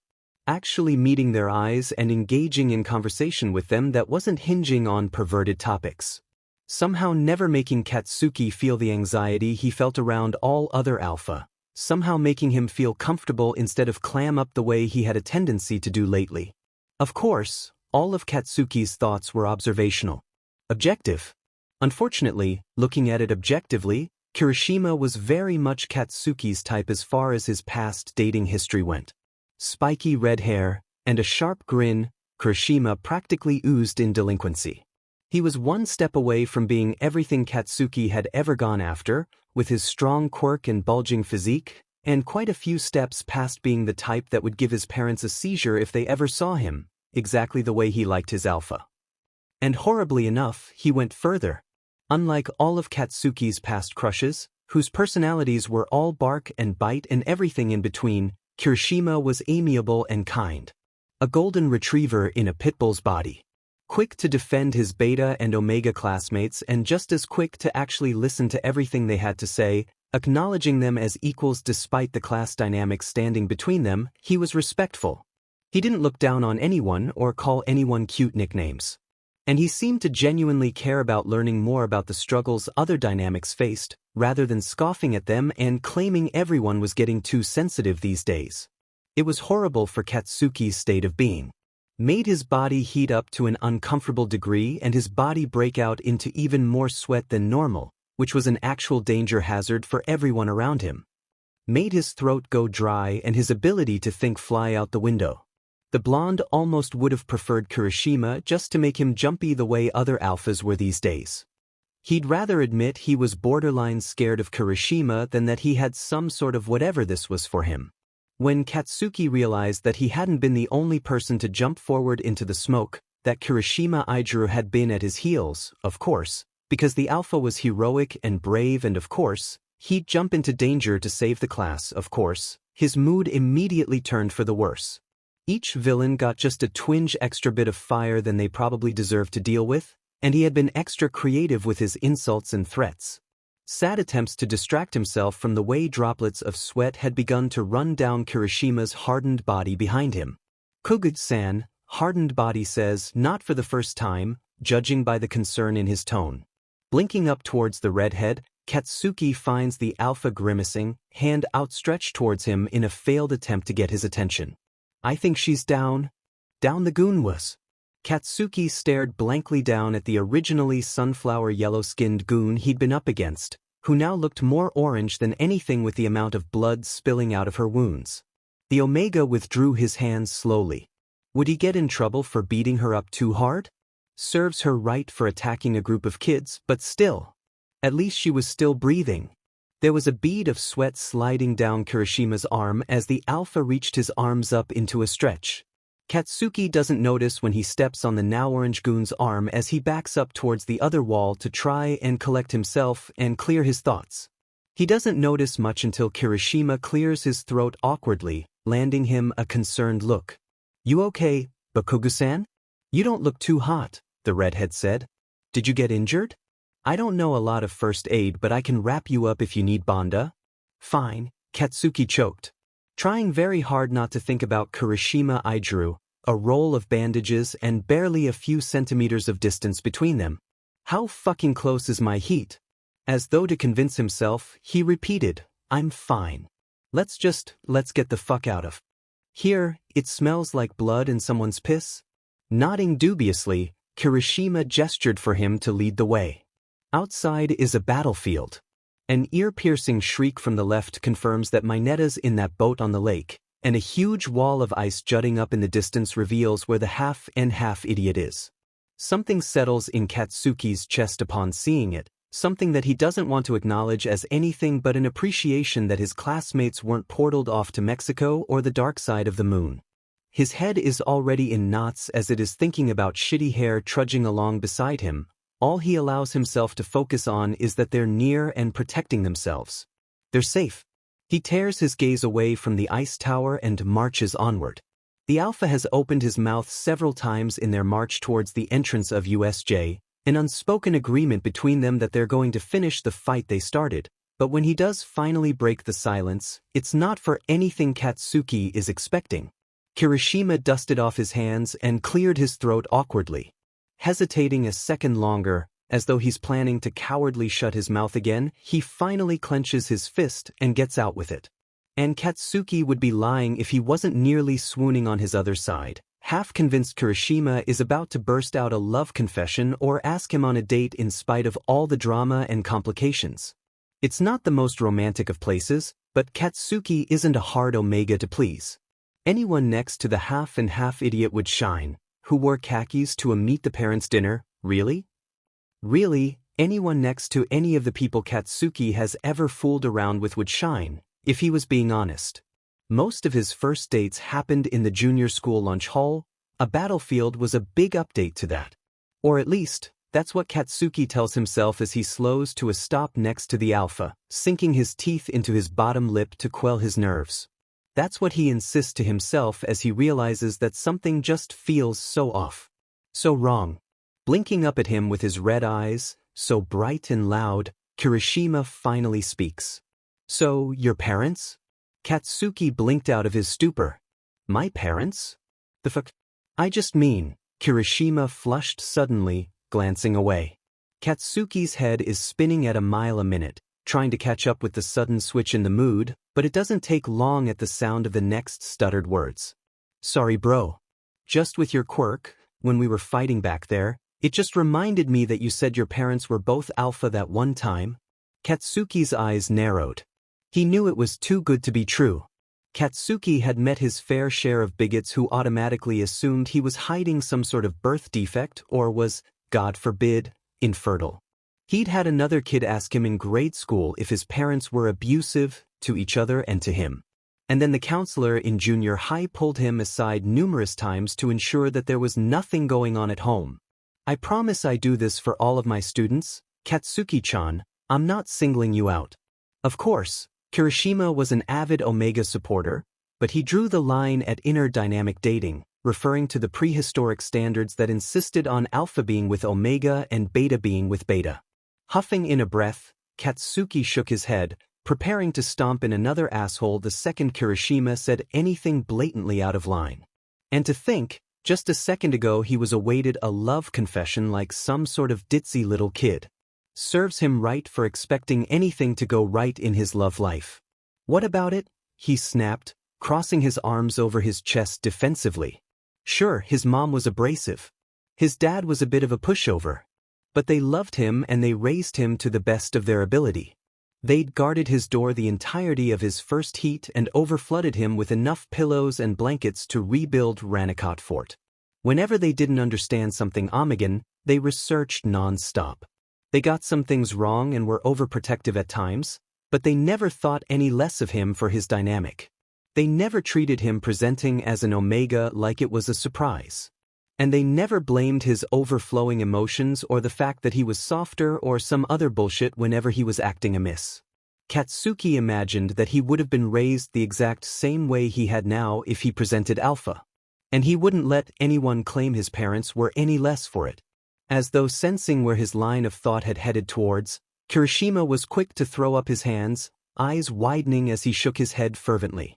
No wait, it's not what you're thinking at all, he insisted, face darkening even further. I was just commenting. I got it, Katsuki said, shaking his head in disgust. Inner dynamic relationships were only starting to become more accepted, but their generation was at the forefront of that movement. Kirishima should know better, especially with all he knew about Omegan rights movements. And yet here he was, thinking he had any right to comment on Katsuki's parents. Stomping forward a bit more dramatically than the situation called for, in hindsight, maybe he was just as bad as his parents as far as overprotectiveness went. He headed off to finish the fight on his own terms, deciding to tune out shitty hair. He was no better than the other stupid extras of the class. And to think he had Katsuki convinced he was any better. No, you don't, Kirishima shouted after him, before he could. Running up beside him, slightly out of breath, the alpha shook his head harder. I would never mean it like that, I think it's cool. Katsuki blinked and suddenly Kirishima was raving in that over-enthusiastic way of his. I mean, it's awesome they're breaking past norms like that. No one should judge someone else for loving who they want when they want. It's so manly. Hands flailing around himself in enthusiasm, Kirishima shined, the blush fading from his face into a light pink. The words didn't stop, tumbling out of his mouth like water unleashed from a dam, but Katsuki had stopped listening. His own eyes widening, his face heating up, Katsuki watched Kirishima rave about his parents' relationship, their love, like he hadn't seen before. With approval, with celebration, with acceptance. Smiling softly, Katsuki waited for a lull in the alpha's words before he finally spoke. My parents are good people. They just happen to be alphas that fell in love. And some people act like that's some grave sin or a mistake, but I'm no fucking mistake. Kirishima smiled back, small and soft and considerate. No, he said quietly. No, you're not at all. Katsuki's heart skips a beat in his chest. Since the bus ride, Yaoyorozu Momo does a pretty good job of getting rid of every thought she has about Jirokyuka. For a grand total of 23 minutes. But then it gets significantly harder when a villain operates before them and she's stepping towards the Omega without even fully registering the movement. Before she can so much as consider what she planned on doing, the whole world turns black and she's blinking back to focus in front of a rocky terrain with Kaminari Denki on one side and the object of her current distractions on the other. The beta figures it's only fair that she thinks about the other girl slightly more than Kaminari Denki, who was just another beta. Omegas were meant to catch attention after all, so she was practically forced to glance over every now and then to check up on Jirokyuka. And the constant looks had nothing to do with the way Jiru had done something with her eyelashes on the bus that made them more long and wispy. Nothing at all to do with the fact that her lips pouted in frustration every time Kaminari made so much as a single sound. As they were now, after Kaminari had said something about the rock formations around them looking like Kirishima if you squint hard enough, soft, pink and full, like petals of a cherry blossom. Parting as though they were blooming every time the Omega said a single word. Verozun, the petals pulled apart to say, and then a bit more insistent, more irritated, Yaoyorozu-sen. Momo blinks into focus to find Kaminari Denki studying her with a smirk twisted onto his face, a knowing look glinting in his eyes that she didn't like at all. At his side, Jiru is squaring her an unimpressed expression of her own, her hands on her hips and her eyes narrowed. Momo's face heats up. She said, and she what? Got distracted staring at her mouth? Jiru waved her off before she could finish the thought, already striding ahead of the group. The tips of her ears are red, and Momo wonders why for a split second, if maybe it was too cold for her even with her father's jacket thrown over her shoulders, but then the Omega turned back to face them and speak again. Momo stares very hard at the rocks that do kind of resemble Kirishima now that she's focusing on them. I've been listening in on the villains. They have us surrounded right now and are bracing themselves to attack the second we reach that rock over there. Jiru doesn't point or even look, but Momo knows with a single glance which structure she's talking about. The one they're walking towards at a moderate pace right now. Before Kaminari's arm swings completely up to point at it, Momo nudges him with her elbow and he drops his limb with a pitiful whimper. I have a plan, so if we can all focus for a few seconds. She stares at Momo as she says this, but her eyes are crinkled in amusement rather than any actual annoyance. The beta gulps and glances away. We can get through this easily. Ready to listen? Momo nods even though she can't hear much over the sound of her own heart racing.